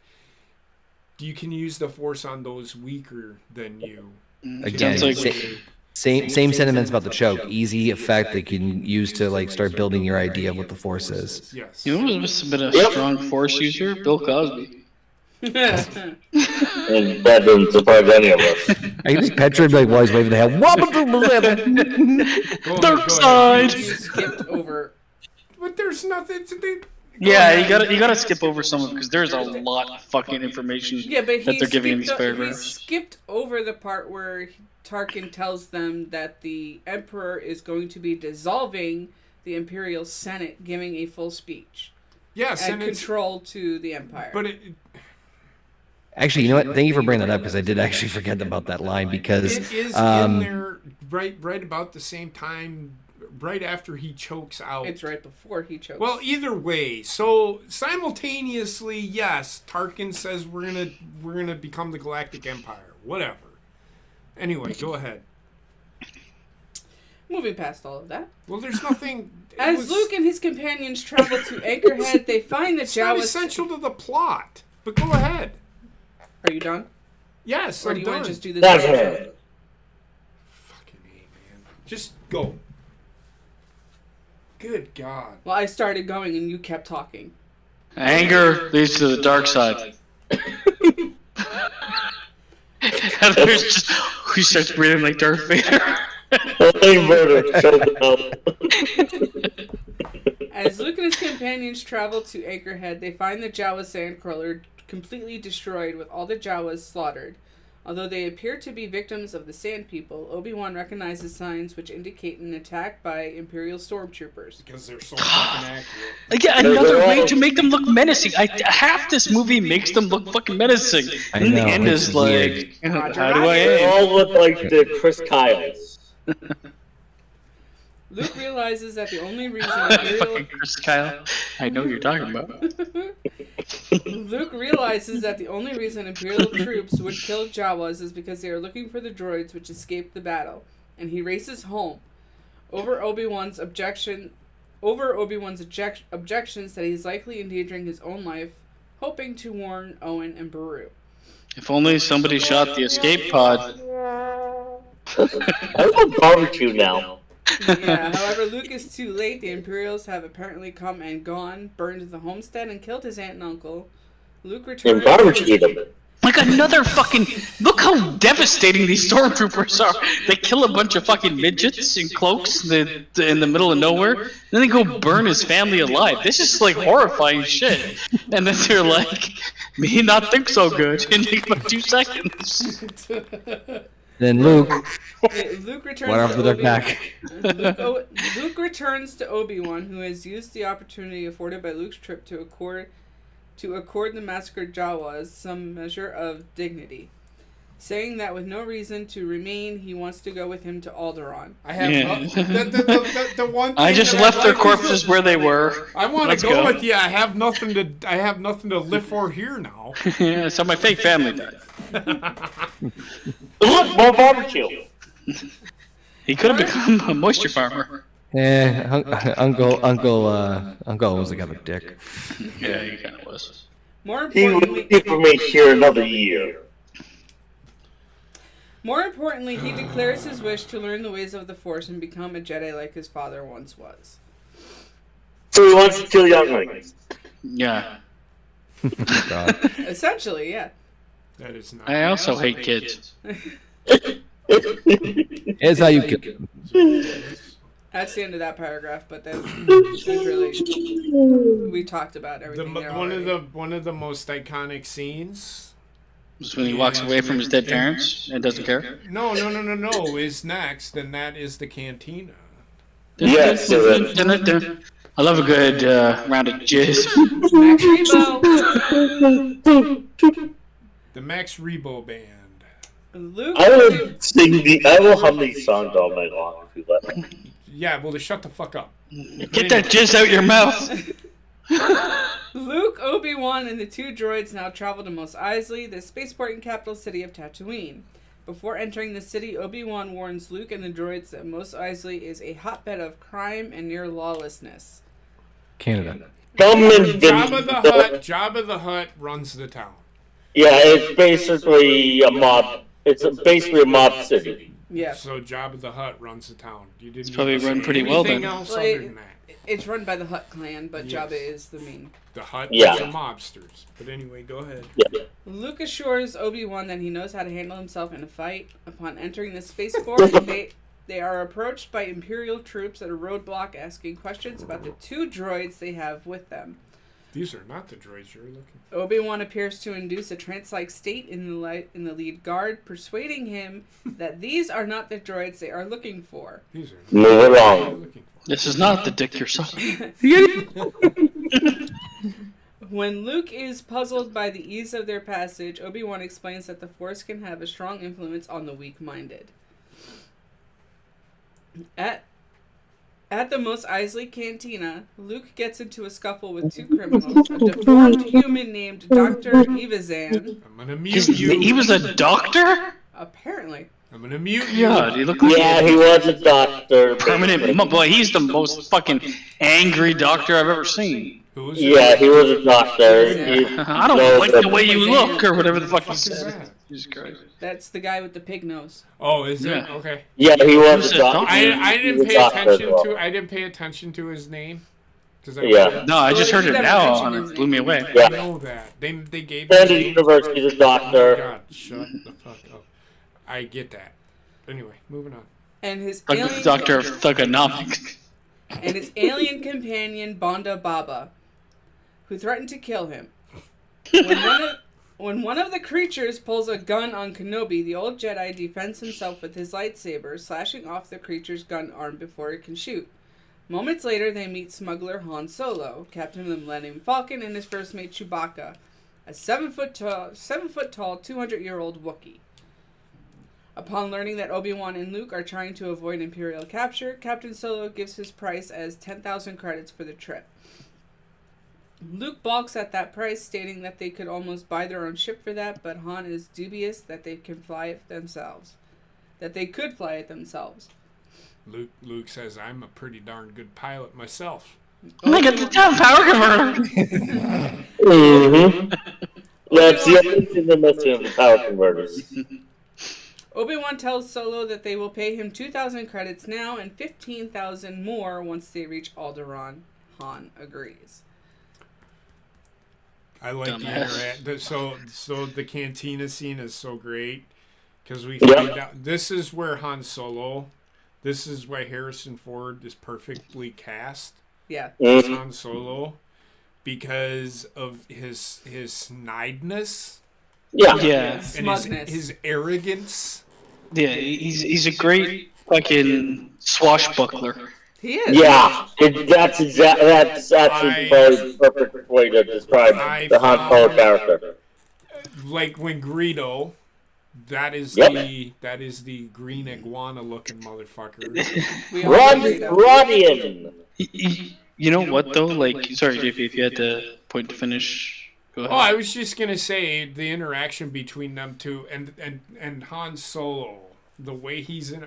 I was just going to find your boss, and he's getting ready to fucking shoot his ass. So fucking good. It's really like smooth as a character, but like at the same time, it shows that they do so much in such limited time to tell you who this character is and what he's like. At one point, they tell him yes, he thinks he's like got the upper hand on these people looking to get off their planet, and he presents himself like someone that is more competent than you think he would be, because like they really air with Han Solo. He's very like on the line of competence, where everything is almost seems like luck and suave, but it might just be the fact that he's actually full on that good at everything he does. But the way that they play it off, and then he's like, you know, I'm gonna buy in on this like idea, and I mean, for me, I'm like, yeah, 15,000 when you get there. They're thinking like, wait, if we can pay it, it's gonna be a princess. But if not, who gives a shit? He's not going to get anything. Who cares? So it's like he agrees to a pretty shitty deal, but like the greed of it is like. Well, as it's not revealed until later why he needs that money, though. Wait. We know why he needs the money. Well, we know later. No, we find out We right do find out after. later. Yeah, right we find out after. later on. No. We do find out later. Well, no, you don't know as a person watching this movie. All you know is he's like fucking cool hand Watching the up in movie, this you bitch. don't know. Thank you, baby. Yeah. You don't know why he needs the money. Until he has the interaction with Greedo. But this is why it's so good. God damn it. The interaction between Greedo and Han Solo explains why he needs the money. But that happens after he interacts with Obi-Wan Kenobi. Right. Yeah, after he agrees to like moving off the planet or whatever. But the fact that like he is this like cool suave character, but also like in debt up to his eyeballs, shows like some fallacy to him. Yeah. Like they play his character really well as like both a Anti-hero. He's an anti-hero. I was about to say a hero and a failure, but same idea. Yeah. The two things I'll just reiterate on this one, I don't want to take up too much time, is again, creativity of the canteen and the characters and all that stuff is just like the imagination is fucking insane. Yeah, it's great. I'm also a big fan, and they do this with 3PO and R2D2, but I am noticing that I am a fan of a dynamic of like a couple or two where one speaks perfect English and the other doesn't, and so they're translating through that other person. They do a great job of it in this movie, talking to like a non-verbal character. I would say. Yeah, Just, they do it. I notice I like that a lot. They did, but because like the script is written so well. Honestly, it's so straightforward, but it's written so well that it just works perfectly. I also love the fact that they didn't need to include this, but they go into the cantina and it's like, we don't like your fucking kind. Get out of here, droids. Yeah. That is like such a small bit of world building that you then know that there is like a hate towards droids, probably because of the Clone Wars and the droid army. I don't know if that is what I'm looking for. Another nugget they can reference. Mm-hmm. Yep. Now that you mention it, that actually would make more sense because them being based in the Outer Rim. I didn't even take that into consideration, but you would have, like, if an army invaded you and it was full of fucking robots, you probably wouldn't be too kind to robots. Yeah. Yeah, exactly. Right. At the docking bay, Han is confronted by Jabba the Hutt and several other associates. Jabba expresses frustration over Greedo's death and reminds Han of the nature of their business. He cannot make any exceptions for those who fail or cross him, lest he appear weak. Han insists that he will soon have enough money to pay off his debt with interest. He just needs more time. Jabba reluctantly agrees, but warns Han that this is his last chance. In the original, you didn't get this scene. You didn't get this scene. I was about to say that, JP, you beat me to it, but yeah. That fucked me up because when I first watched this, I watched it the way it was meant to be seen, not this fucking added CGI bullshit, right? And I get like them trying to expand and make the to have like a moment where there's a connection. I just hated it. Not like the scene. The visual presentation of it. I get like the CGI is not going to be great, but he was like literally inside Jabba the Hutt half the time. He's talking to him. He's so fucking close to him. Well, because they have to align the eye lines, I guess. But they do. But I think there was also originally plans to have the scene in the original, but it was going to be too hard to make Jabba move. Yeah. In the costume. Yeah. You're right. So they had the scenes with Han walking. So that's not CGI'd. Yeah, but they had the eye line and they had to work it to make sense while also keeping like the size of Jabba, and that's where it threw me off. And anything that's like fully CGI in this, for the most part, kind of hurt. For me, it hurts the movie, but like I get it. Well, it does expand on where they want to go with it. It was only 1997 when they did this iteration. Yeah, so. It's not just like infancy at that time. It's not just how bad it kind of looks. It's the fact that sometimes they infuse it to flesh out like a more sparse scene. That happens when they show Mos Eisley in the beginning, and I'm like, you don't need it. You don't need it there. I could get behind it in this scene, but again, it's weird because if you rewatch it, it's all I can think about. He was like fucking touching him. He was so fucking close. There was like weirdly spaced in this scene. Where he's I realize that, really and close. if you know the expanded universe, Jabba actually did have a soft spot for Han prior to him having to drop the spice. It shows in this one because he's like, I like you and all that stuff. I guess if they could do it, technically, him being like buddy with him would work. But this is like, I don't know. It's just the limitations of what they had to show. And this is also a scene where you first see Boba Fett. Yeah. But he does nothing. He has no lines, but it's just, you see that image of Mandalorian armor there, and you're like, that looks cool. Boba Fett to me is such a weird. I'm gonna tell you right now. When I first seen him, I'm like, I don't give a shit. I am in the exact same boat because there's so much fucking love for Boba Fett, and I remember this after watching these original 3, and people were like, "Oh, the character's cool and stuff." I'm like, is he? Why? Is he though? Yeah, like I never got the fucking super hype for him. Nope, neither did I. But, you know. The story behind the Mandalorians is pretty cool, but Boba Yeah, Fett himself, but the limited. right. But my point is that Boba Fett himself didn't care. It's such a. For me, he's like, whatever. The Clone Wars did a much better job. The cartoon did a much better job of telling his backstory. Oh, I totally agree. Sorry, one sec, I'll be right back. And in these movies, he's a henchman with a different haircut. Is how I feel. Yeah. He's nobody. He's no better than Greedo. Yeah. And Greedo dies Yeah. 5 minutes into the fucking Yeah, it's not memorable to me, but a lot of people fucking loved the character. I think it was like the intrigue of what he could be because there was so much like No, question. Tyler also helps that his character was built on in the prequels as well. But I know I feel like when this movie came out, a lot of people ran with ideas for where it could go and things like that because it was so big and like you. I can tell you right fucking now, Tim, that people back in the day did not fucking have the fucking prequels. Still Yeah, that's what I'm saying. It's like when a phenomenon like this happens in media, people get like all these fan casting, these fan ideas, and that's really what makes something so spectacular. So a lot of people were like, "Oh, who's this mysterious guy? He's gonna be this big character in times to come." And eventually, I think the fans willed it into existence. They They did. did. Yeah, they did. Go ahead. Luke sells his land speeder to raise money for their initial payment to Captain Solo. They head to the docking bay where the Millennium Falcon is being prepared for flight. Luke is somewhat perturbed to discover that the Falcon is a 60-year-old, run-down YT-1300 freighter. But Han Look at junk. She's just reading off the fucking thing. I know.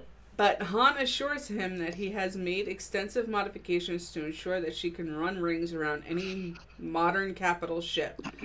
Meanwhile, Imperial troops believe they are hot on the trail of the two droids when a local informant tells them the whereabouts of the fugitives after recognizing Luke and Obi-Wan. No sooner do Luke, Obi-Wan, and the droids board the Millennium Falcon. I don't want to select that. Then the Imperial troops come running into the docking bay, hoping to arrest Luke and Obi-Wan and capture Hey, you the freeze. droids. The troops fire at Solo and the Falcon, but the ship manages to escape.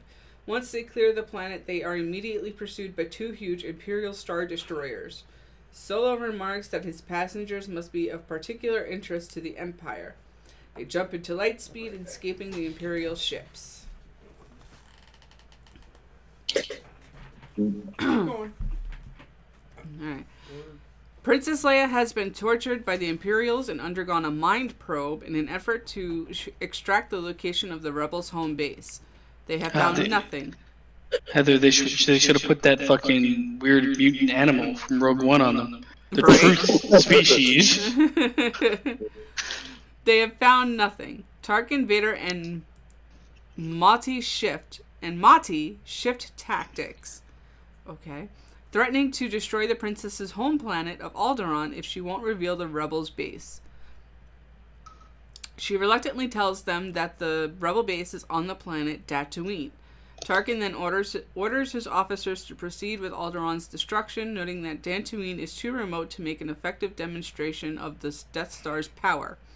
Alderaan is destroyed by a single blast from the Death Star's enormously powerful laser blaster, while Leia is forced to watch. She also gets over it pretty quick, too. I'm not gonna lie. Yep, that's exactly what I was about to say. Why do I feel like a duck? Wait. Nope, damn it, wrong one. Yeah, See why? It's like, no! You know, Anyways. So, him jumping to hyperspace. When they first jumped to hyperspace, I think that's where you are. Oh, it's such an iconic visual, too. Yeah. So, when they first do it, the iconic was great, because the Millennium Falcon is a piece of junk, right? Yep. What would have been so much better is if he would have tried to jump to hyperspace and it didn't work.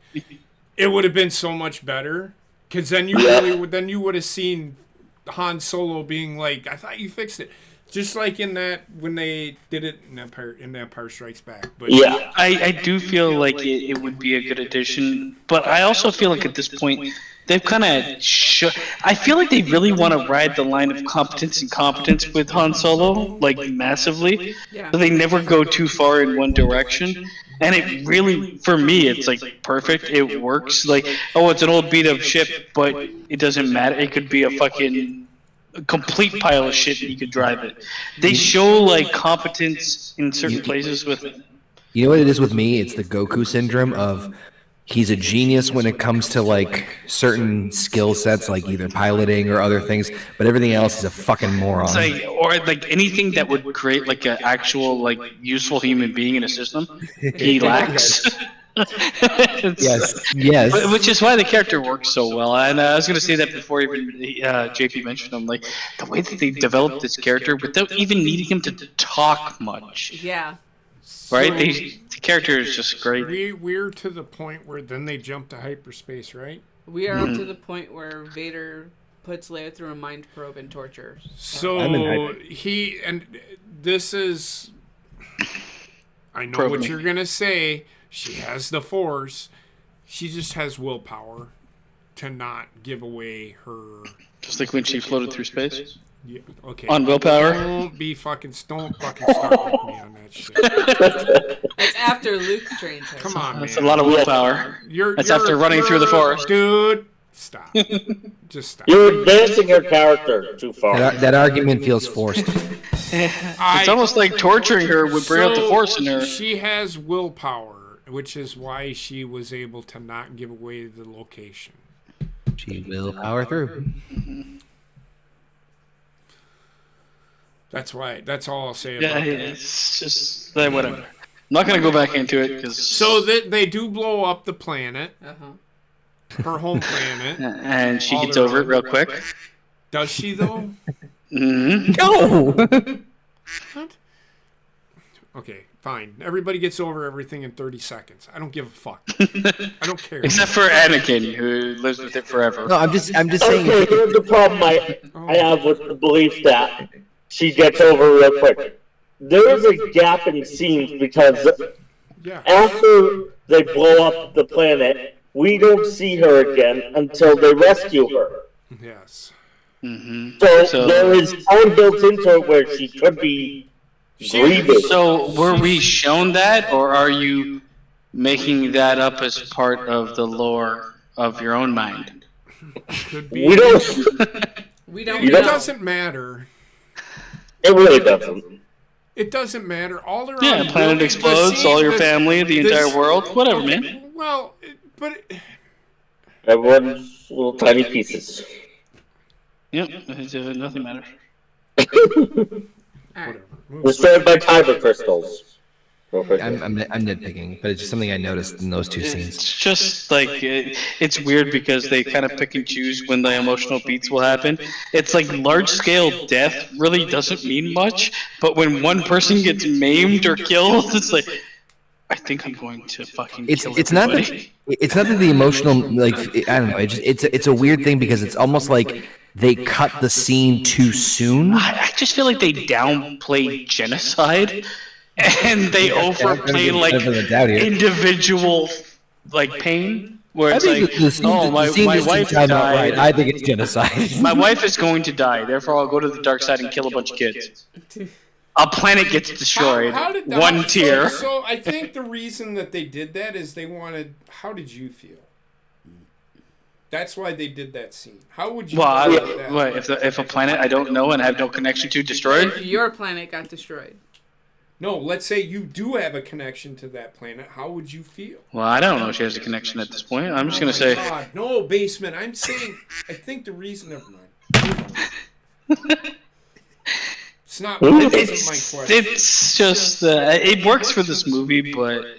If you really want to like look at something, it's kind of weird that these people just feels off to me, and so easy. And maybe it feels just off to me, and maybe it's because we do have other moments that like are more emotional or exude very, more like, emotional. Small scale, where big scale If matter. they were to elaborate on that fucking happening, we would have a 5-hour fucking movie on our hands.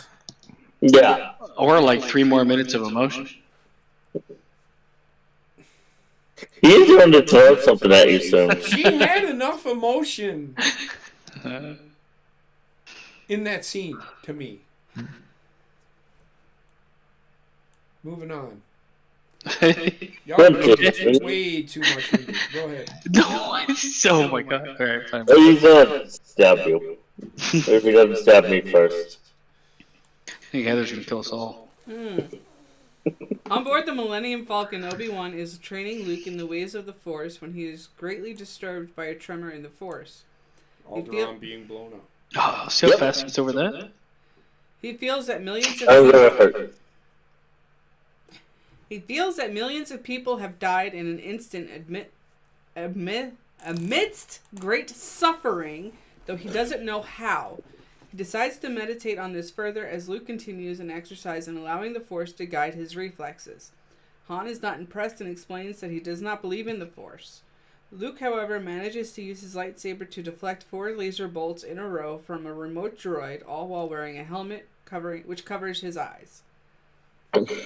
I have to say, like, anybody that's going to be shitting on fucking the new ones and being like, she didn't even have training. You gave a lightsaber to a fucking 19-year-old that's never seen one and put a mask on him. Yeah. I mean, that's the training you're looking for? He's definitely killing himself. Sat 8 feet away from him. I know. You know he's killing somebody. Yes. Well, inside an interstellar spaceship. Yeah, like, honestly, Obi-Wan is like, no responsibilities. None. Can't handle them. Back on the Death Star, Tarkin and Vader receive a report that there once was indeed a rebel base on Dantooine, but it has long since been abandoned. Outraged at Leia's successful trickery, Tarkin orders her scheduled for execution. Luke realizes that he is learning how to sense the Force. One of the Falcon's signals informs them that they are approaching Alderaan, but upon exiting light speed, they find the Millennium Falcon is in an asteroid field instead of Alderaan's orbit. What would have been funny is if an arm would have hit the fucking guy. Oh god, that would have been great. Go ahead. Or just some random body. Yeah. Han confirms that they are in the right location, but that the planet is missing. Obi-Wan quietly states that the planet has been destroyed by the Empire, but Solo laughingly insists that all the Empire's ships combined wouldn't have had enough firepower to destroy a planet. Moments later, they are overflown by an Imperial twin-ion engine, or a TIE fighter. TIE fighter. Just call it TIE fighter. Yep. I'm just reading. I get A basic TIE fighter. T-girl. Obi-Wan concludes it is too small for long-range flight, so there must be an Imperial base or ship nearby. As they chase after the fighter to keep it from notifying the Empire of their location, they see the fighter heading toward a small moon. It's not a moon! Not a moon! That's not a moon, that's a space station. They are caught in the Death Star's tractor beam and helpless to resist, are pulled aboard the station into a docking bay. Obi-Wan tells them that neither fighting or surrender are viable choices, but a third option is available to them. Mm-hmm. Suck my dick. It's fucking. They pulled my tractor beam. Oh no! So, go ahead. He does have the force. Imperial troops board the Falcon, but his crew are hiding in smuggling compartments below the floor. Vader orders scanning equipment to be brought aboard to look for life signs. While standing near the Falcon, he senses a presence he has not felt for some time. Vader leaves the hangar pursued by the frustrating sense he is overlooking something of great importance. Real quick, why did he stop his sentence mid-sentence? Because he knows it's Obi-Wan. Yeah, he had to think. Right, but he just like, a presence. It I was haven't kind felt of since, weird. and then It walked was kinda away. weird. Yeah, it was kind of weird. No, it was weird. Like, I agree with that because I thought that I didn't think about stopping the sentence. It's just like the way that the scene played out. He like, and then they watched him walk away. I thought they were like, they played it out like they were going on board, and they just fucking turned left, and it was like, okay. It's like a Now presence. that they have the Obi-Wan series, it makes sense because Yes. he never actually I feel like- says. I feel like it Right. still makes sense. Like the whole scene makes sense. It's just shot very weird. They, like stick on Haven't him felt that way longer than presence they since. do. And walks off the stage No, then he left. turns left, and it's just like end scene. Just a weird little Well, trope, that's but because Yeah. he is going to find It Obi-Wan. makes sense. It's just shot weird. That's all I'm gonna say. It's a weird shot for me Yeah. because I felt the same way, and I'm like, I was thinking like, why was that decision made? also, you know the joke that like guys could work together for 50 years and not know a damn thing about them. Now that joke has become full front on this one when Han and Luke take over the outfits. Yeah. Like, did nobody notice like Jerry and Danny are dead, like and gone? Well, It's so weird because they're like an advanced civilization that is held. And this is why I love it because it's held back by the idea of what could be of the time. Yes. Not what would eventually be nowadays. You're like, okay, all those helmets would be able to connect to each other. You'd be able to scan that whole ship from the outside without going in. Like all the things that you think they could do now, but I'm like, it just works so perfectly in this story. Yeah. well, even with the scanning from the outside, those are smuggling compartments that they're hiding in right now, which would be you wouldn't be able to, which wouldn't show up on. They wouldn't. The compartments themselves would not show up on any It's screen. like when a magician goes under the floor. Yeah. Almost, yes. But yeah, so that's why. Yeah. We know, Tim. Yeah. Got it. When a scanning team boards the Falcon to set up their equipment, Luke and Solo manages to overpower them and lures the two guarding stormtroopers just outside on board as well to kill them both and steal their armored uniforms. The helmets conceal their identity and allow them to infiltrate a troop command center outside the docking port. Mm-hmm. Inside the command center, R2 plugs into the station computer system and discovers the location of the tractor beam generator. Mm-hmm. You can do that after every sentence. Yep. Yep. Obi-Wan sets out to shut down the generator so that the ship can leave. Luke wants to accompany him, but Obi-Wan orders Luke to stay, noting that Luke's destiny now splits paths from his own. Perhaps sensing that this is the last time he will see Luke in this reality, he tells Luke the Force will be with you, always. After Obi-Wan leaves, R2 discovers that the princess is being held prisoner on board the station. Luke suddenly takes the initiative, sparing no effort to convince Solo and Chewbacca to assist him in what is surely going to be a very risky rescue. Han, initially scared for his own neck, eventually agrees, but only after Luke suggests that a great monetary reward would surely follow her rescue. Luke and Han take Chewbacca captive and assume their trooper identities in order to infiltrate the prison block. In the prison block, the officer in command becomes suspicious of their arrival since he has not been notified about any prisoner transfer. As a result, Luke and Han's escorted prisoner escapes and a firefight erupts between the Imperials and Luke, and Han, and Chewbacca.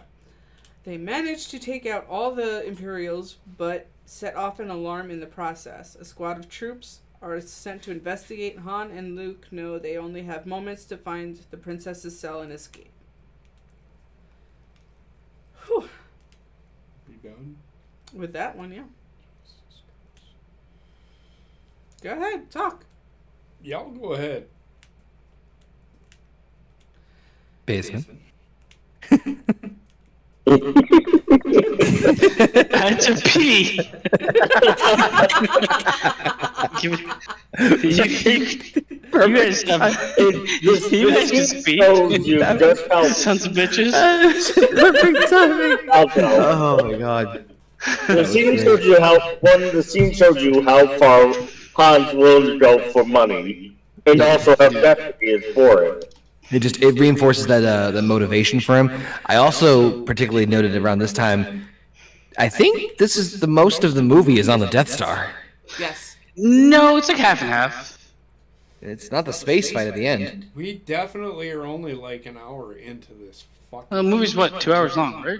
Yeah. 2 hours. But Yeah, so like half of it is the setup before they get to the Death Star. I actually think, me personally, the Death Star is a slight step down from the first half of the movie. Just not like storytelling or anything, just like my enjoyment level.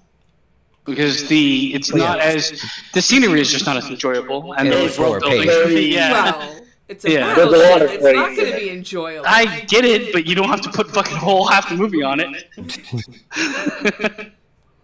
No, it's still fun, and there's one really cool set piece coming up where they go into the drainage. Yeah. I really like that part. The garbage. Yeah. The dark.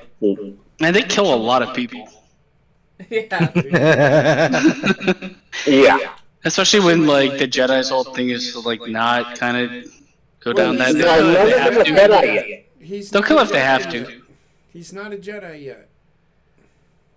Well, he's been waving a stick in the Just because you wave a In stick the- doesn't make you a fucking Jedi. Yeah. garage. Luke and Han doing this thing. It's It's like a buddy cop. Yeah. It's moment. classic for the North. they're trying to get Leia. Once they get Leia out of the fucking Cell. cell and everything, Leia. This shows. This is what I hated about. Oh, they don't have a strong woman's character. Yeah, it's fucking horse shit, man. Are you Leia's such a cool. fucking kidding me? Leia's such a What the fucking cool fuck character. are you- She is. If they got to the point and she was just like, if she was like a submissive fucking bitch or whatever, but she is like, she comes out like right on par with the guys, right? They're all kind of like similar, quipping and talking shit to each other, and it just works so well. And again, yeah, to JP's point, what's her Leia is an fucking alphabet. Hunger Games? Yeah, she might be the stupidest woman alive. Yeah. She's like, that's so fun to just see finally being like the first strong female character.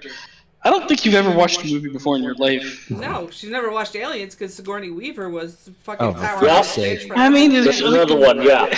I don't get it. Like, and then that nowadays though, you get like the pigeon-holed. In order to make a strong female character, she has to be unstoppable and the best thing at everything. I'm like, Put a chick in it. I do like Yeah. the one-liners that Leia get this furball out of my way. especially with the Han walking Solo. carpet. You get Yeah. the walking carpet out of my way. The Aren't one you thing too that's short to be a stormtrooper.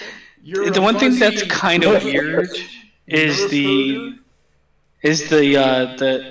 it's an alluded to connection romantically between Luke and her, which is a bit weird. In this, it's like one of the weirder things, but it makes sense within the storyline. But it's so weird.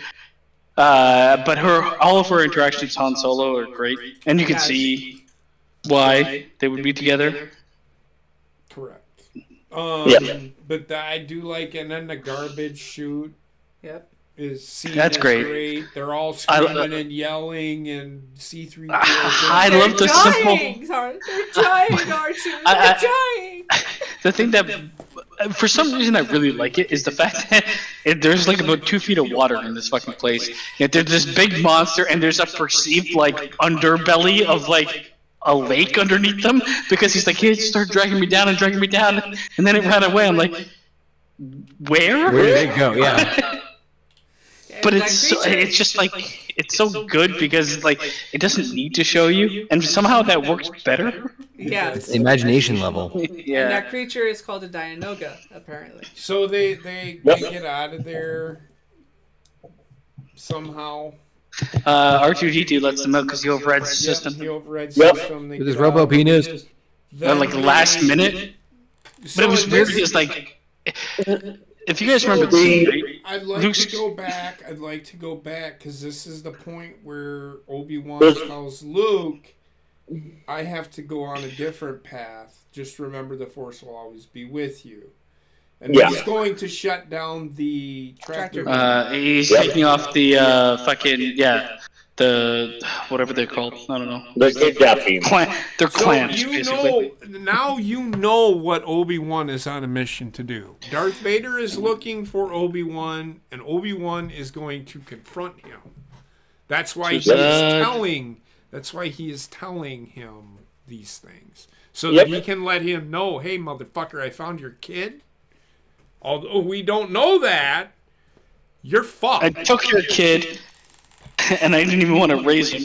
Like you gave him to the fucking moisture farmer. Now we got what we seen in episode 3. Remember when I told you were the chosen one? You really aren't. That would have been a great fucking scene. Yeah, bitch. But Yeah. anyway, so then they're doing that whole thing. So there's two things going on at one time. This is where the stormtroopers started looking like fucking idiots. Yeah. Yeah, Thank you. that's That right. too. He This did is where the they whole just- Jedi mind trick where he did that and Yeah. something made a sound and they're like, "What was that?" But they Am I also an NPC? the stormtroopers aimed all of a sudden went to shit. This is Where the they couldn't hit the broadside of a barn. This in might be the defense weirdest. sector. Might be the weirdest part of this movie is the fact that they build up the stormtroopers. They really do build them up for about an hour of this movie to be like a menacing force, and they're like, well, They actually, can't hit the broadside of the barn. That's when they turn into Roger. yeah. It's just like I think honestly, like the biggest problem I have with Star Wars is the Benny Hill-esque Yes. things they do with, especially with evil characters. They make the dark side look comical at times, which frustrates me.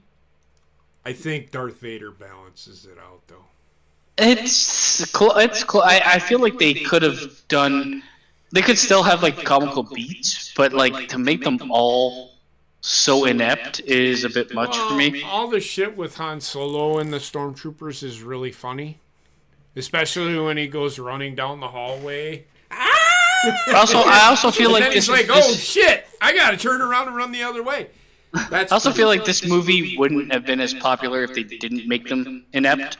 Yeah. In all honesty, it's needed for the movie to kind of be so accessible. Right. But yeah, no, I was gonna say about the scene where the fucking compactor is killing them. For some reason, it felt like Luke Skywalker was getting super crushed. In the background, you have fucking Princess Leia fucking spread out, pushing her legs on. I'm like, okay, this is like some weird perspective thing. And like the in front is crushing quicker than the back. Yeah. Oh, I know. Yeah, okay.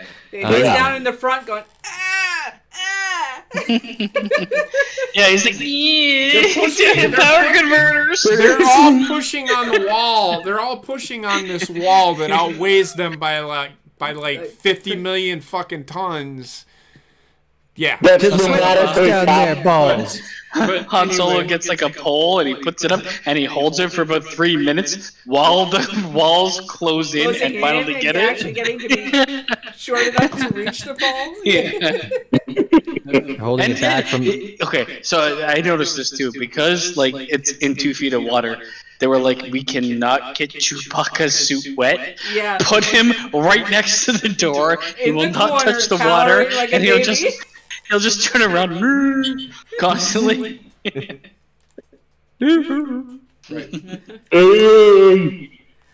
Meanwhile, Vader informs Tarkin that he senses through the Force that Kenobi is aboard the station. Tarkin is doubtful, but the discussion is soon interrupted by an emergency report. Princess Leia has escaped. Vader tells a shocked and bewildered Tarkin that the true explanation for Leia's impossible escape. Obi-Wan is here. The Force is with him. Sensing that Obi-Wan wishes a final showdown, Vader sets off to find him. Unbeknownst to anyone, Kenobi has deactivated the tractor beam generator. After their escape from the compactor, Luke and Han dispose of their stormtrooper armor but keep the troopers' utility belts and weapons. On their way back to the ship, they're cut off by more troops. They are split up, with Han and Chewbacca fighting together and Luke and Leia running on their own. I love her shooting face. This scene, the scene where he does the Tarzan jungle, the Tarzan, she gives him a kiss on the cheek and says, "Good luck." If I was her, I would have said, "You better fucking make it across, motherfucker." Not good luck. But I love the fact that he takes fucking like 12 minutes to do it. And her shooting it's so like they really hang on this scene for probably about 5 seconds or 1 minute too long.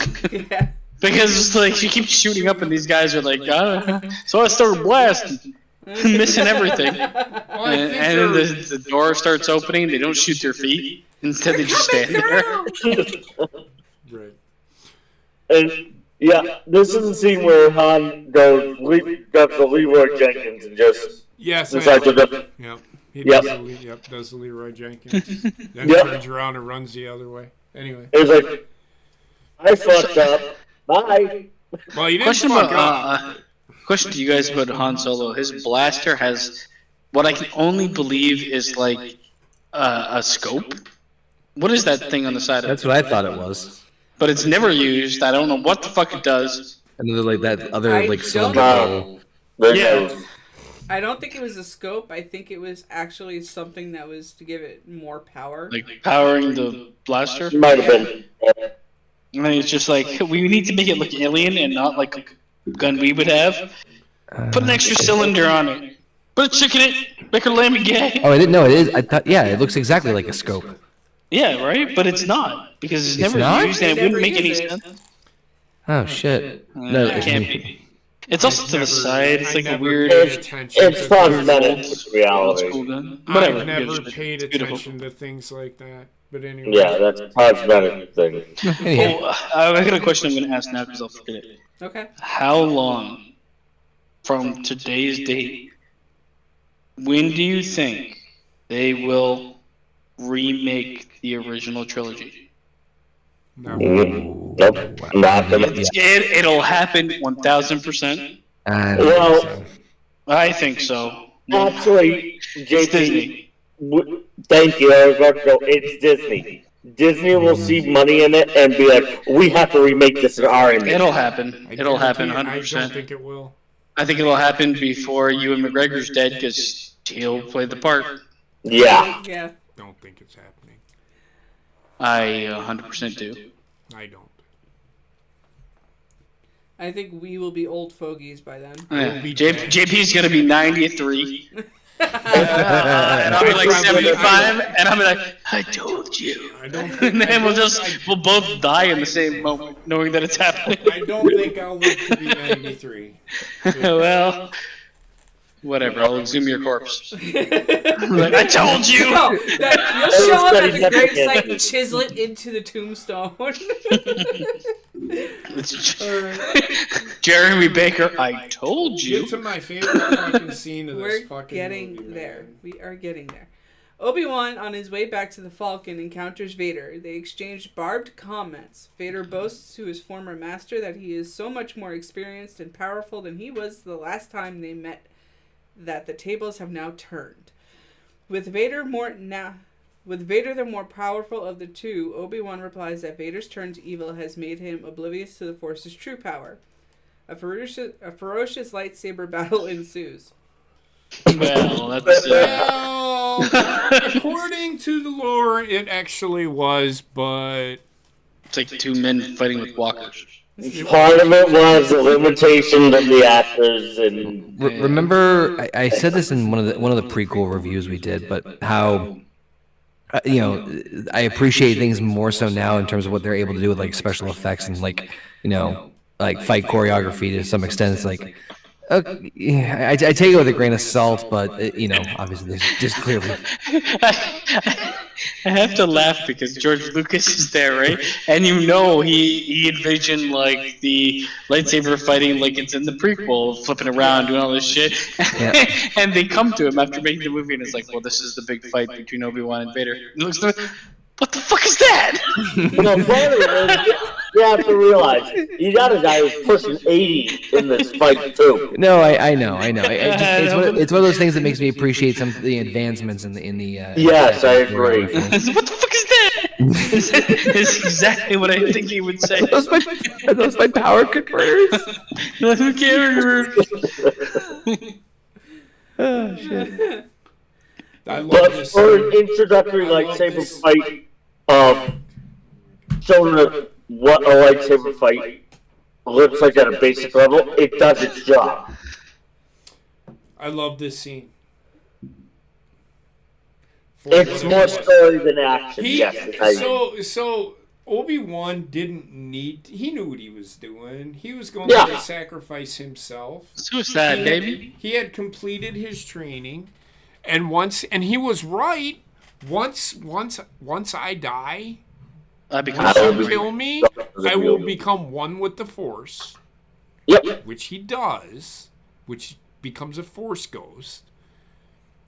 Because Qui-Gon Jinn's already there, right? Obi-Wan is joining him. And I love this scene when he does the whole. He sees Luke coming. And he looks over at Luke and he just stands there and he says, "Bring it, bitch." And he has that little grin on his face. Yep. I loved the scene. I think it would have been. This is why I think Ewan McGregor would be a better character to do this. For it, yeah. Well, I mean, The gravity of what happens. It's not in the grand scheme of things. They don't. Because obviously, like we know, it's I'm fucking just first movie. But I get what you're saying. Like I'm with you. If Ewan McGregor did that scene based on the last, but look, he's got how many years of building that character up. Like it's like we all know that the gravity's huge. The movie unfortunately doesn't do a great job because they also shares screens with other action beats, which kind of hurts it. In all honesty, like it's not just the acting is not really bad and the message isn't bad. It's just you have other things that are probably more interesting to somebody just watching this for the first time and not knowing the character. That lightsaber fight is the whole reason for the movie. Yeah. Really? So Luke Skywalker doesn't matter? No, and oh my God, it's whatever. That's not he was going to go there. My point is that what Obi-Wan does is what his mission is. To sacrifice himself, to make himself one with the Force, so that he can still train Luke the right way. He can't really do anything. He doesn't really train Luke. He just fucking does. sends him to Yoda. If you think so, you're wrong. But whatever, because he speaks to him through the Force. Yep. He's like, go to Yoda.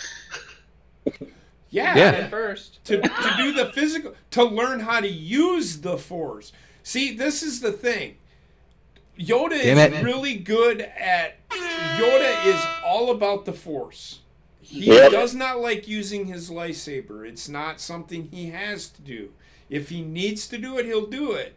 But he's more of a Force user. That was what Yoda's training was. Obi-Wan is the introduction to everything. Yoda's training has grounding in Sith teaching, also in that Sith believe that the Force is where the real power is. He is just training him how to use the Force. That's all he is doing. He isn't doing anything other than that. He doesn't have him use the lightsaber. He shows him how to run fast? Yeah, it's using the Force. By using the Force. Yes. Everything Yoda does is training him how to use the Force. Yep. That's all he's doing. Not teaching him how to use. Well, I mean, we're assuming he's still like fighting with the little orb thing when he's got time teaching off. him how to use a lightsaber. He learns how to use a lightsaber on his own. Mm-hmm. You know what, though? I will say, and I did note this, in this movie, when he fights the fucking sand person, he is actually pretty fucking nimble, and they show that he can actually move, and he's decently athletic. Mm-hmm. Even though he gets knocked out, he does avoid his fucking attacks for a while. Yes. Whatever. I don't know. Fuck you guys. Luke, appalled by the sight of his mentor being struck down by Vader, lets out a shout of horror, alerting all of the troops to their presence. Another firefight immediately erupts, and they barely make it aboard the ship with their lives. Luke stays behind, attempting to shoot every Imperial soldier in the hangar, despite his friends urging him to join them on the ship so they can escape. Finally, he relents, hearing Obi-Wan's voice telling him to run, as Vader catches a glimpse of him through a rapidly closing set of blast doors. When the Falcon flies out of the docking bay, the Imperials are unable to activate their tractor beam, thanks to Kenobi. Yep. It's almost like he cared more about Kenobi than his own parents. Mm-hmm. But his parents are dead. Well, no, his father. And so is Kenobi. Yeah. Everyone's dead. Having blasted their way out of the station's defense range, they are confronted by 4 Imperial TIE fighters. Luke and Han man 2 large gun turrets on the top and bottom of the Falcon and manage to destroy all 4 ships. Han starts to boast to Leia about his amazing abilities during her rescue. She insists that the Empire let them escape in order to attract them to the Rebel base. Han is doubtful of that, as she explains to Han that R2 is carrying the technical readouts to the Death Star. She has high hopes that when the data is analyzed, a weakness can be found in the station. This is where Han says, I ain't getting involved in no war. And then Leia says, if it's a reward you want, it's a reward you will receive. Yep. Coon. Yeah, it's pussy. So now we get to the point where we're now going to do... We're at the end. There's like a half hour left. Roughly, yeah. For a more intimate space battle, which this was, I love this space battle, but the next one is what I felt was better. But that's just my opinion. It wasn't as good as the one in Rogue One, but it's fine. Yeah. For the technology of their time, it's impressive what they did. I agree. But movie-wise. Anyway. Oh, yeah.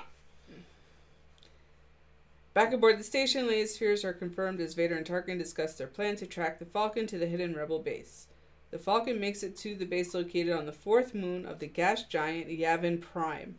The Battle of Yavin. Yep. After R2's data is analyzed, it is determined that the Death Star does indeed have a weakness that can be exploited. A small 2 meters exhaust port not protected by any shielding, through which a well-placed proton torpedo could reach the main reactor and destroy the station.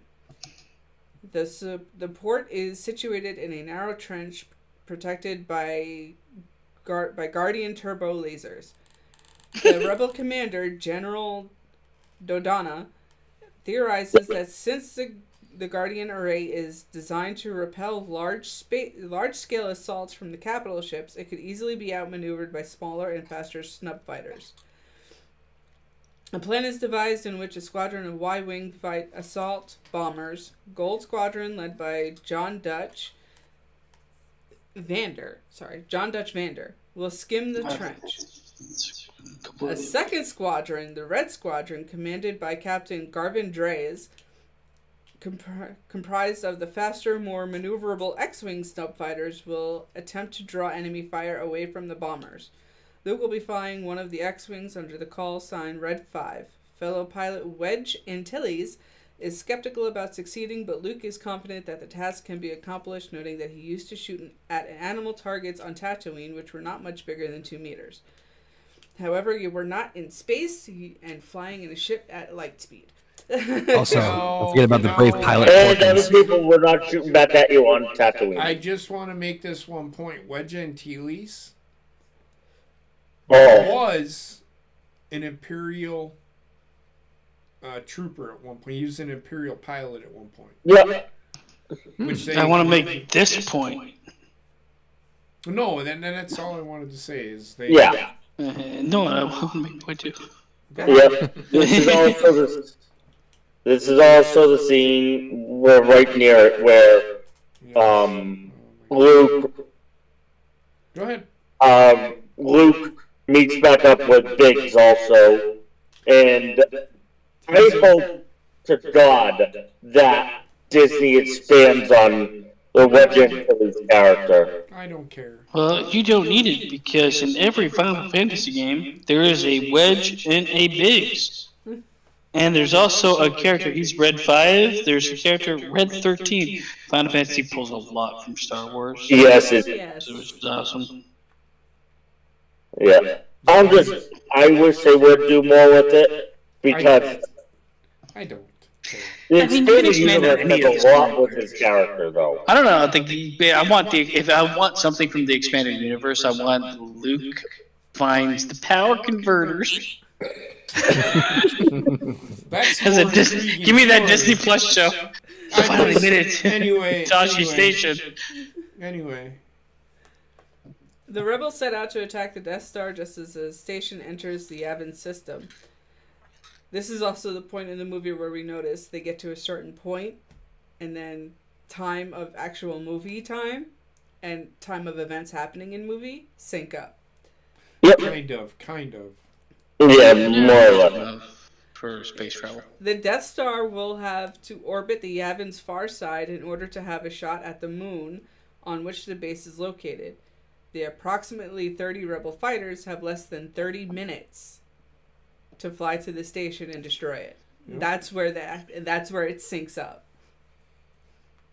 Mm-hmm. As Luke, never mind. We talked about that already. Having apparently collected the balance of his 17,000 credits payment for leaves. delivering the plans to the rebellion, plus some unspecified reward for helping Leia escape from the Death Star. Well, we know what that is. Yeah. Han refuses to join the fight, stating that his reward will be useless if he is killed, and that he would rather take his... You want to get Leia? would rather take his money and go pay off his debts. Luke is disappointed, but boards his fighter and takes off, right after R2 is loaded into the rear of the fighter to provide technical assistance. I feel like JP is fucking flying an X-Wing. No, you're He's trying to fix the chair. I'm trying to fix Moving the all chair. around the place. Nope. I'm trying to An fix X. my chair. I'm trying to fix my chair. But go ahead. Upon departure, he hears what sounds like Obi-Wan's voice speaking to him, saying, "The Force will be with you." He quickly dismisses it. I found your mom. She got fat. I fucked her. Alright. Uncle Owen watched. Anyway. Barbecue. I smell barbecue. Both squadrons approach the Death Star, and Wedge Antilles briefly marvels at its size before Captain Dreas cuts off the idle chatter and orders the squadrons to attack speed. Red Squadron initiates a strafing run on the station's surface to divert attention from the bombers, and Luke makes a run that detonates a mammoth fire within part of the Death Star. A fire so large his own ship suffers minor burns. Okay. Like his father. Yeah. When Vader is informed that the Guardian turbo lasers are having trouble targeting the small rebel ships, he orders fighters led by Black Squadron, his personal elite TIE fighter squadron, to engage the X-Wings individually. Racist. Yeah. In short order, 6 TIE fighters join the battle, soon followed by others, and Red Squadron scrambles to keep them away from the trenches. Dreas warns a wingman of an attacking TIE fighter, but the X-Wing is immediately shot down before Biggs himself comes under attack. Luke swings behind the attacker and shoots him down. He flies through the explosion. Yeah. Vader notices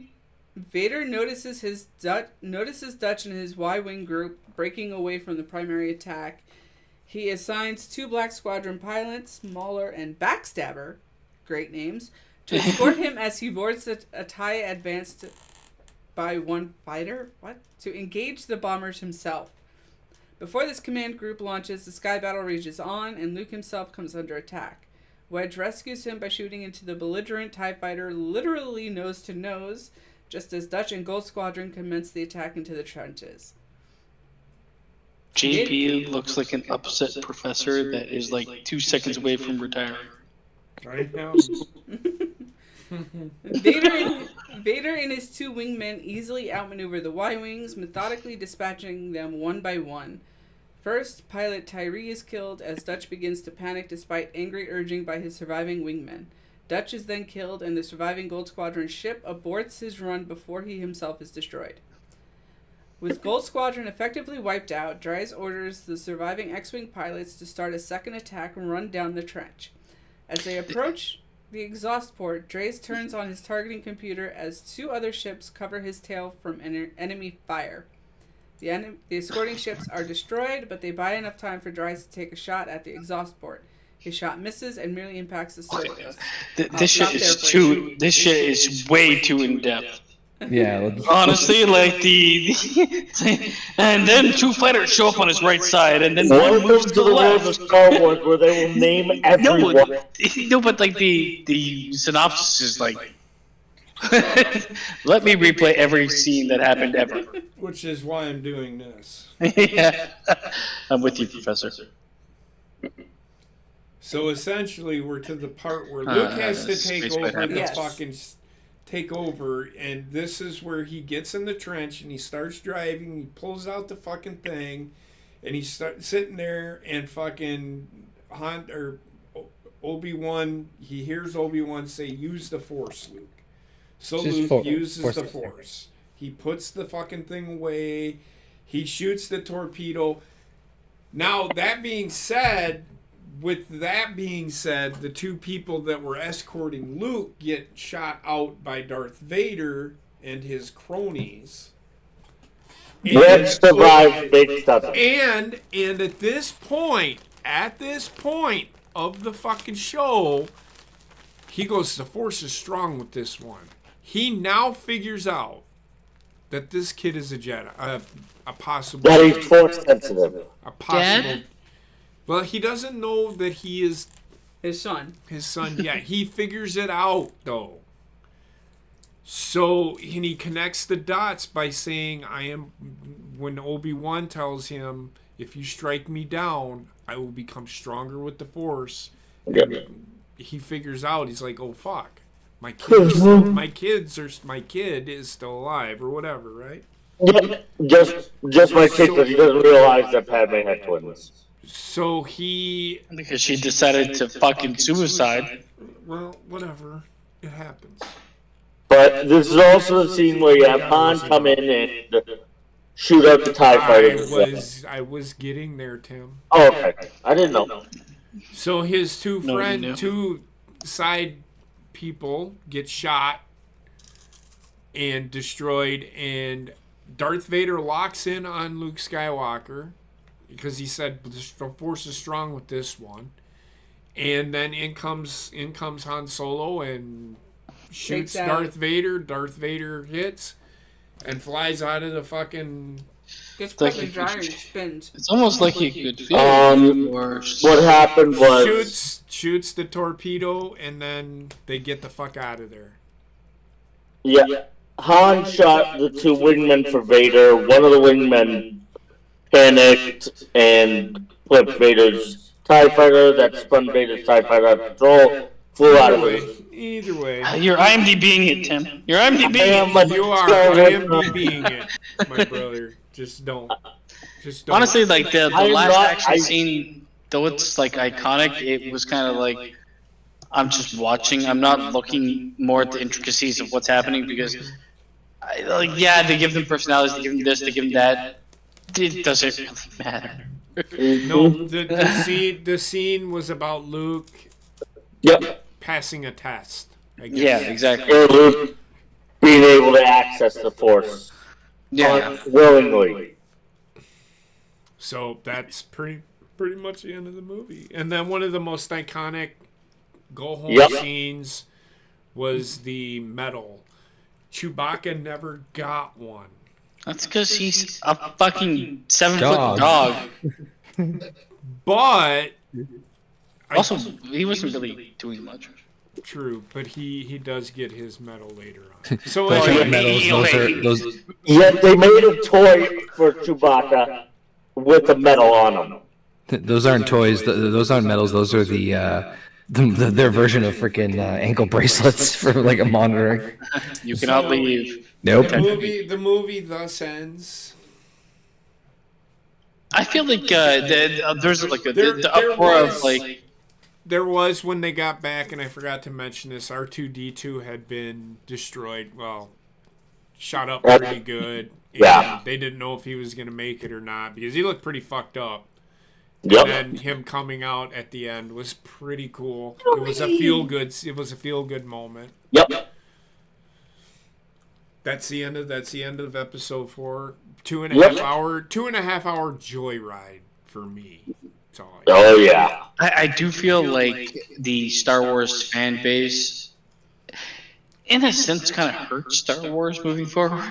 Did they do? I mean, I'm going to say that with. I will disagree with you. After Return of the Jedi. Return of the Jedi, after Return of the Jedi, yes, I will agree with you. But the first No. The first 3 movies are untouched by the fan base. The fan base makes it better. And to an extent, at times, the fan base makes it better in the future. But there's those moments where it's definitely like, we're going to correct something the fan base is nitpicking on. That is like fan service that I'm like the Chewbacca medal thing. I mean, come on. He didn't really do anything in this movie. Well, neither did Han Solo. Well, no. Han Solo did a lot more than he did. But he spoke English. Han Solo got them out of there, got them there, and then he was fucking there to shoot some TIE fighter or something. Well, Chewbacca stood there and that's all he did. Would be a horse. Seabiscuit. I disagree. I mean, he shot a couple people, whatever. I just feel like the movie could only show so much. But like, the thing is, I'm completely fine with what they did with it. But like, the fan base was like, "Where's his medal?" And of course, the new age shit of like, well, that was fan service, but yet it's the fan service that only serves to be fan service for me. That I like. I think it was actually Chewbacca getting what he finally deserved. I think. Yeah, for that big character arc of Chewbacca that happened. You just don't like Chewbacca. I know what he is. He's a 7-foot dog. Well, in the expanded universe, he saves everybody's life. Mm-hmm. Yep. And in the Christmas special, he's got a fucking whole family. Oh my god! I could only watch 10 minutes of that fucking shit. Just be glad you didn't get to the animated part of it. Holy fucking crap! But yeah, in the expanded universe, he does save everyone's life. I remember that part too, JP. Well, thanks, Tim, for being on my side. But anyway, glad he got the medal for that instead of participation award. But that's all I have. Okay, so I when I look at this movie, I'm gonna try to evaluate it as much as I can as a standalone movie. Mm-hmm. With obviously, I can't get rid of like the past, but I'm not gonna evaluate it as part of the pantheon, especially like the prequels and then the sequels. Why don't you do this? As part of its own trilogy, I'm gonna evaluate it. I think. Yes, but since you've seen the first 5 movies already, you can do the standalone as a standalone movie, and then why don't you tell me what you think where this stands right now in all the movies that we've watched? So first of all, as a standalone movie, if I was just to watch this by itself, I think I'd give it probably like an 8.5. or an 8. It's really good. It's actually really fucking good. As part of where we are, it kind of actually suffers to an extent from like the build up and how in depth they go with characters, and then it's just like clean slate. Yeah. There's a weird disconnect between episode 3 and 4 because of how it's made. But as far as like, I mean, it's definitely, there's more worth in episode 3 than there is in this movie. There's more at stake in episode 3. Yeah. The stakes are way higher. This is a very much better made movie. The movie's just better in general.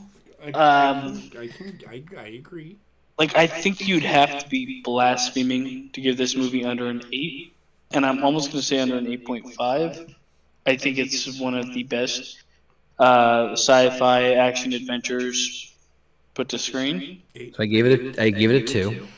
Yeah, I mean, it's weird because I don't even know where to rank it in like the watching it from episode 1 and everything else up until now. Yeah, I know. Because it's criminally unfair.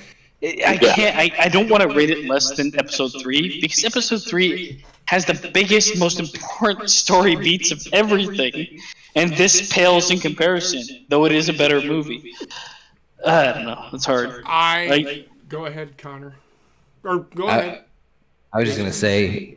Oh, wait. Sorry. Go ahead. Are you done, Basement? Are you done? Yeah, I might talk a bit later, but not right now. Go ahead. Okay. All right, Connor. I'll be quick. 8.5 for sure. I was actually on the same wavelength, but like, it is shot. And this, I'm not saying this to disparage the franchise or anything, but like, I was kind of shocked how good of a movie it was.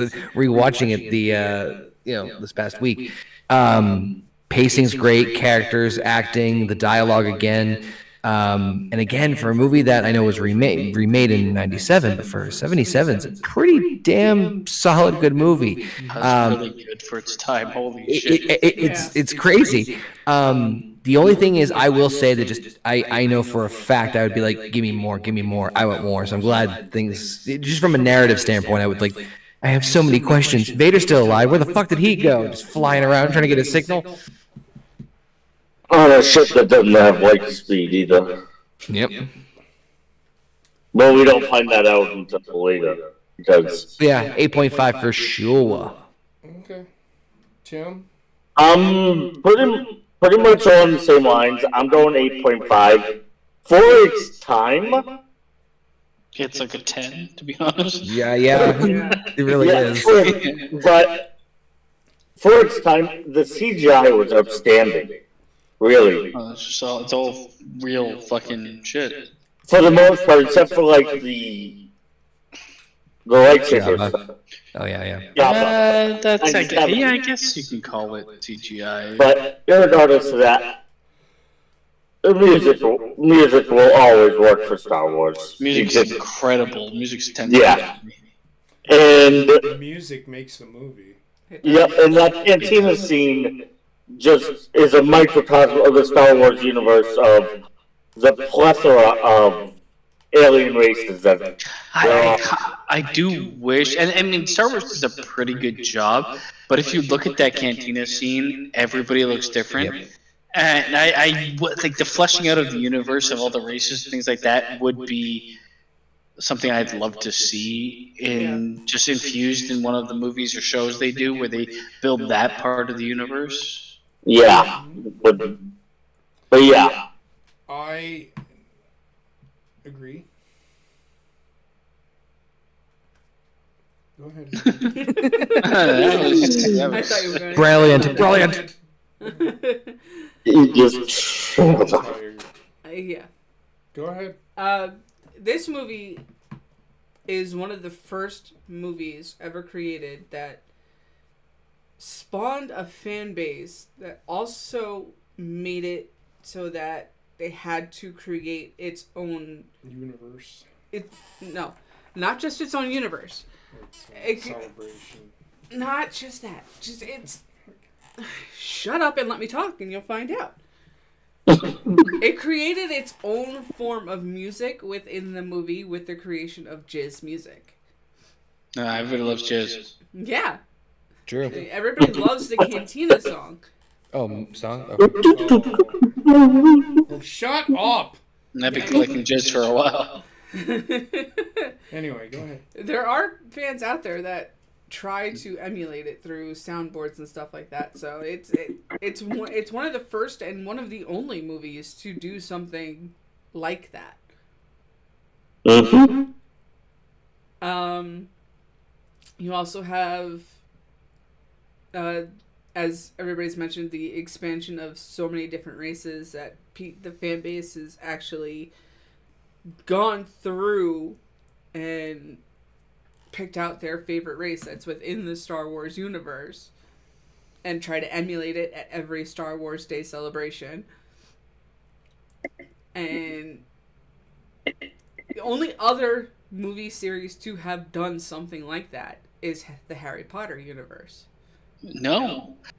I actually think this is on board with Harry Potter. It's on board with Lord of the Rings. Yes. And to a newer extent, it's on board with Game of Thrones. You have someone that's built a world that you could actually perceive living in. Yes. And everything kind of makes sense. There's languages, there's different species, there is lore behind all of it, and if you want to look for it, you can find it. Yeah. And there's fan-created lore, there's canon lore, there's all of that. But it's and like this giving... is what started that, along with Star Trek. Yep. It's similar to like being given like a sandbox of like pre-created shit and do what you want with it. That's why like the fan writers and shit like that is so huge in this universe because there's so much unexplored. If anything, I actually feel like the media version of Star Wars does a disservice to Star Wars itself by not exploring what is so available. Well, it's like we said. There's only so much they can do on a TV screen. They have so much more in written literature. I feel like we were at Barnes and Nobles not too long ago, and I found the entire. You found the Star Wars section. I did. They need to divorce themselves from the Skywalkers a bit and trust that the source lot material. of the written literature does. Yeah. I know this is what I'm saying. Yep. There is so much. If you trust source material, you can spurn off from. You're not at this point in time. You're not going to lose 100% of your audience. You might lose 25% of them from moving away from Skywalker. I am willing to bet you won't lose any of them. Well, you'll lose some of them, but you'll gain others. You'll lose a bit of the audience, but you will You gain. won't lose any of the audience because Yeah. they're Star Wars fans. I guarantee it. I guarantee it. Because one of the most popular fucking characters in the Star Wars lore isn't even a fucking Skywalker. It's Thrawn. Jar Jar Binks. Yes. Thrawn is like the one. I'm telling you, Thrawn is one of the most popular characters. You're right. JP is right there. No, you can. I'm telling you, you can sit there and no. I'm telling you. Well, no, I'm just I don't. I haven't had. You know what? Let me wait until I watch fucking. Ahsoka. Yeah. Well, you Part don't of the need problem- to just watch Ahsoka. Watch Rebels. He's Part in of the that. problem is that fans who only have watched the live action stuff, I know there are fans out there who are like that. I don't agree with it, but Why? there have Thrawn been has- Thrawn their, has his their, own. their exposure to Thrawn has been in the Ahsoka series only. If Thrawn. they only watch live action. Here's what they think of Thrawn. He has his own fucking book. 3. He has 3 books. I mean, Yeah, that's fine. Like, there's other shows that I've watched where I'm like pretty in the know on the source material, and I do feel like there comes a point where it's you can't constantly cart out the source material in comparison to someone. If I'm just watching theatrical or the show releases, it's like, yes, they did something so much better in a different medium. That's fine. Then in that medium, they're great. In this medium, this is what they are.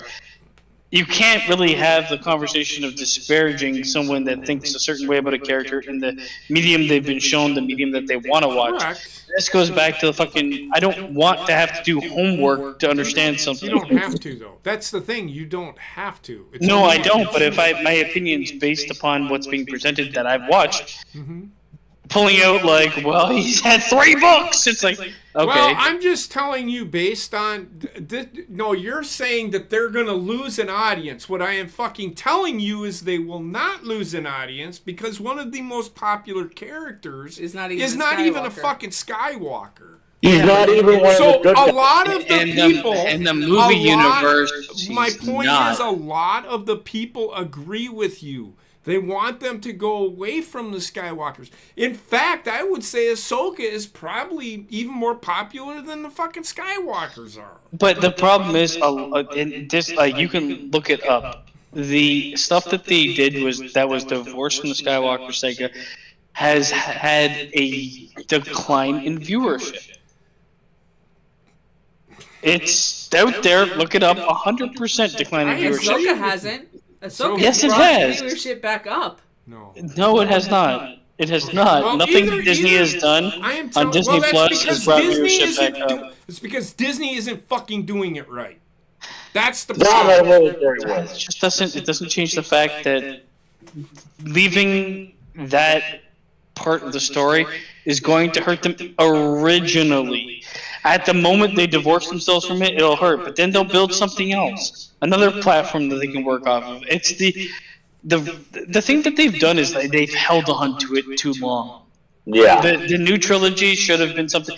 If it was presented as something different, where they allude in some way to the Skywalkers, not direct relations, bloodline, shit like that. Just allude. Don't bring back the old cast. Just allude. I think they would have done a lot better from like getting away from it. But they seem to be taking baby steps when like you need to just fucking let it go. Cut the umbilical cord. Well, they have to step away from Leia at least now because she's dead. Well, they had to. They brought kind her of. back That's anyway. what they were trying to do. They were just trying to give them their send off. Yeah. I think we didn't. I don't think we really needed it. Yeah, they did. Yeah, they did. Yeah, they did. You know what? If they came out with a new trilogy, people would have sat there and didn't have Luke or Leia involved in it in one way or another. People would have asked, "Where's Luke? Where's Leia?" Probably would have fucking lost more fans if they didn't bring. Yeah. Leia in. You had to explain. It really is damned if you do, damned if you don't. It's exactly right. So either way, they were fucked. Yeah. With this newest trilogy that we will be getting to after this trilogy. Yes. Uh-huh. But for my rating on this, I will give it a solid 8. I'm, like I said, I seen this in the movie theater and I thought it was a 10 when I seen it in the movie theater. Again, I was like 4 or 5 years old when I seen this movie. Yeah, I was 4. I was 4 when I seen this movie. And I was just was so blown away. At 4 years old, I'm like, I want to go to space. Come to find out I'm afraid of heights. I do not like leaving the ground. There's that.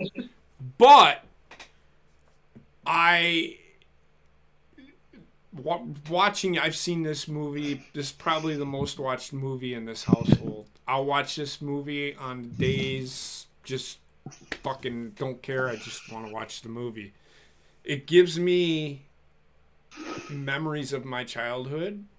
But I enjoyed the shit out of this movie, and I always enjoyed this movie. I will never hate on it. I will never hate on a Star Wars movie. I will give it a lower rating.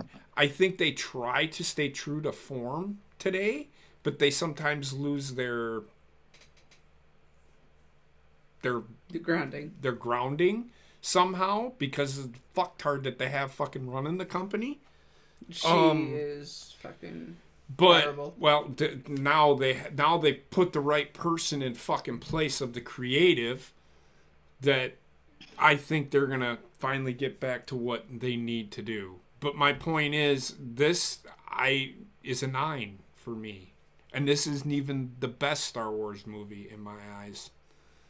It's not. It's not even close. No, it's close. It's not that far away.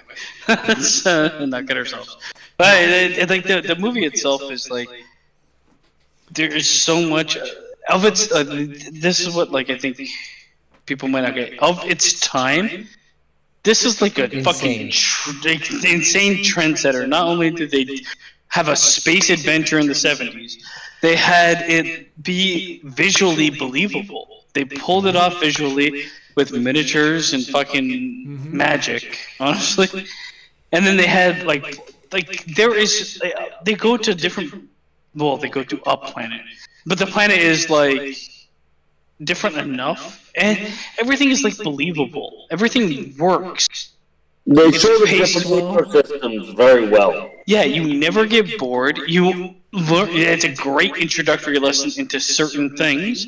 You learn what Jawas are, sand people. You learn what the fucking slavery is within this universe, and how mobs control certain planets, and how the fucking Empire controls others, and how they work, and how the Force works. It introduces everything so easily where you're never like, what? If you never watch any other movie, right? Mm-hmm. Any other Star Wars, this is like, it explains everything great. Yeah. For what they decided to do, and it also does it in a great visual package, and the fucking score is incredible. Yeah. Like, you can't. John Williams is... A If genius. it was not for... And that's one thing I really wanted to drive home, is the music. Each character has their own music. Well, they have a theme, which is actually like something that exists in most fucking movies, or especially in like trilogies and things like that. In the Marvel Cinematic Universe, it's kind of the same to an extent, but everything's kind of the same. I don't know. Vader has that iconic.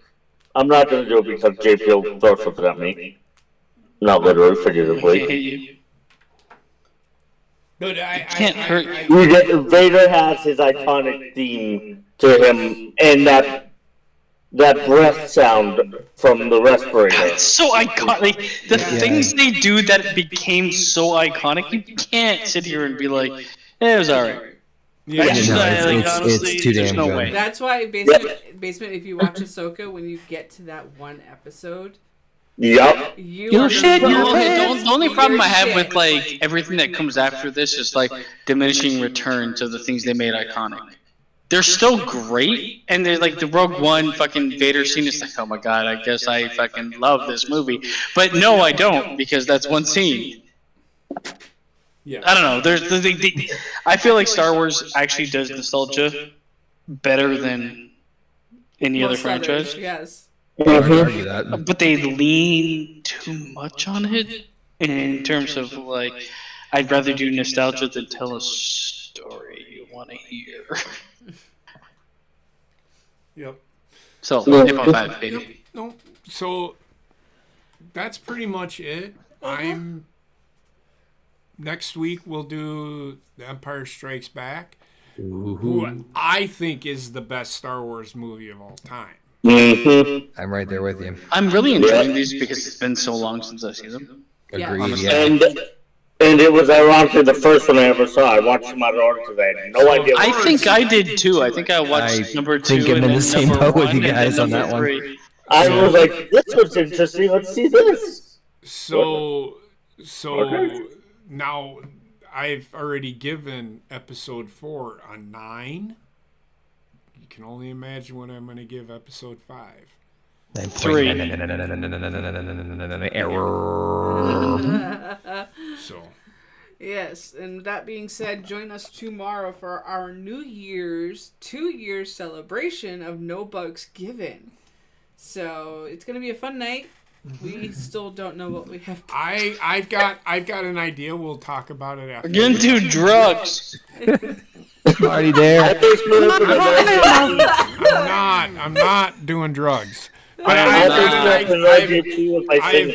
have an idea of what we could do. Better be good. With that being said, we will talk about it further off air and then surprise you tomorrow. Join us, have a blast, and bring in the new year with us. Just potpourri of things we're gonna Bring it and force it in there. Do it. Have a good night, everybody. Have a good night, everybody, and we'll see you tomorrow.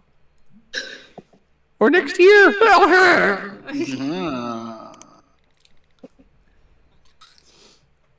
God. Potpourri.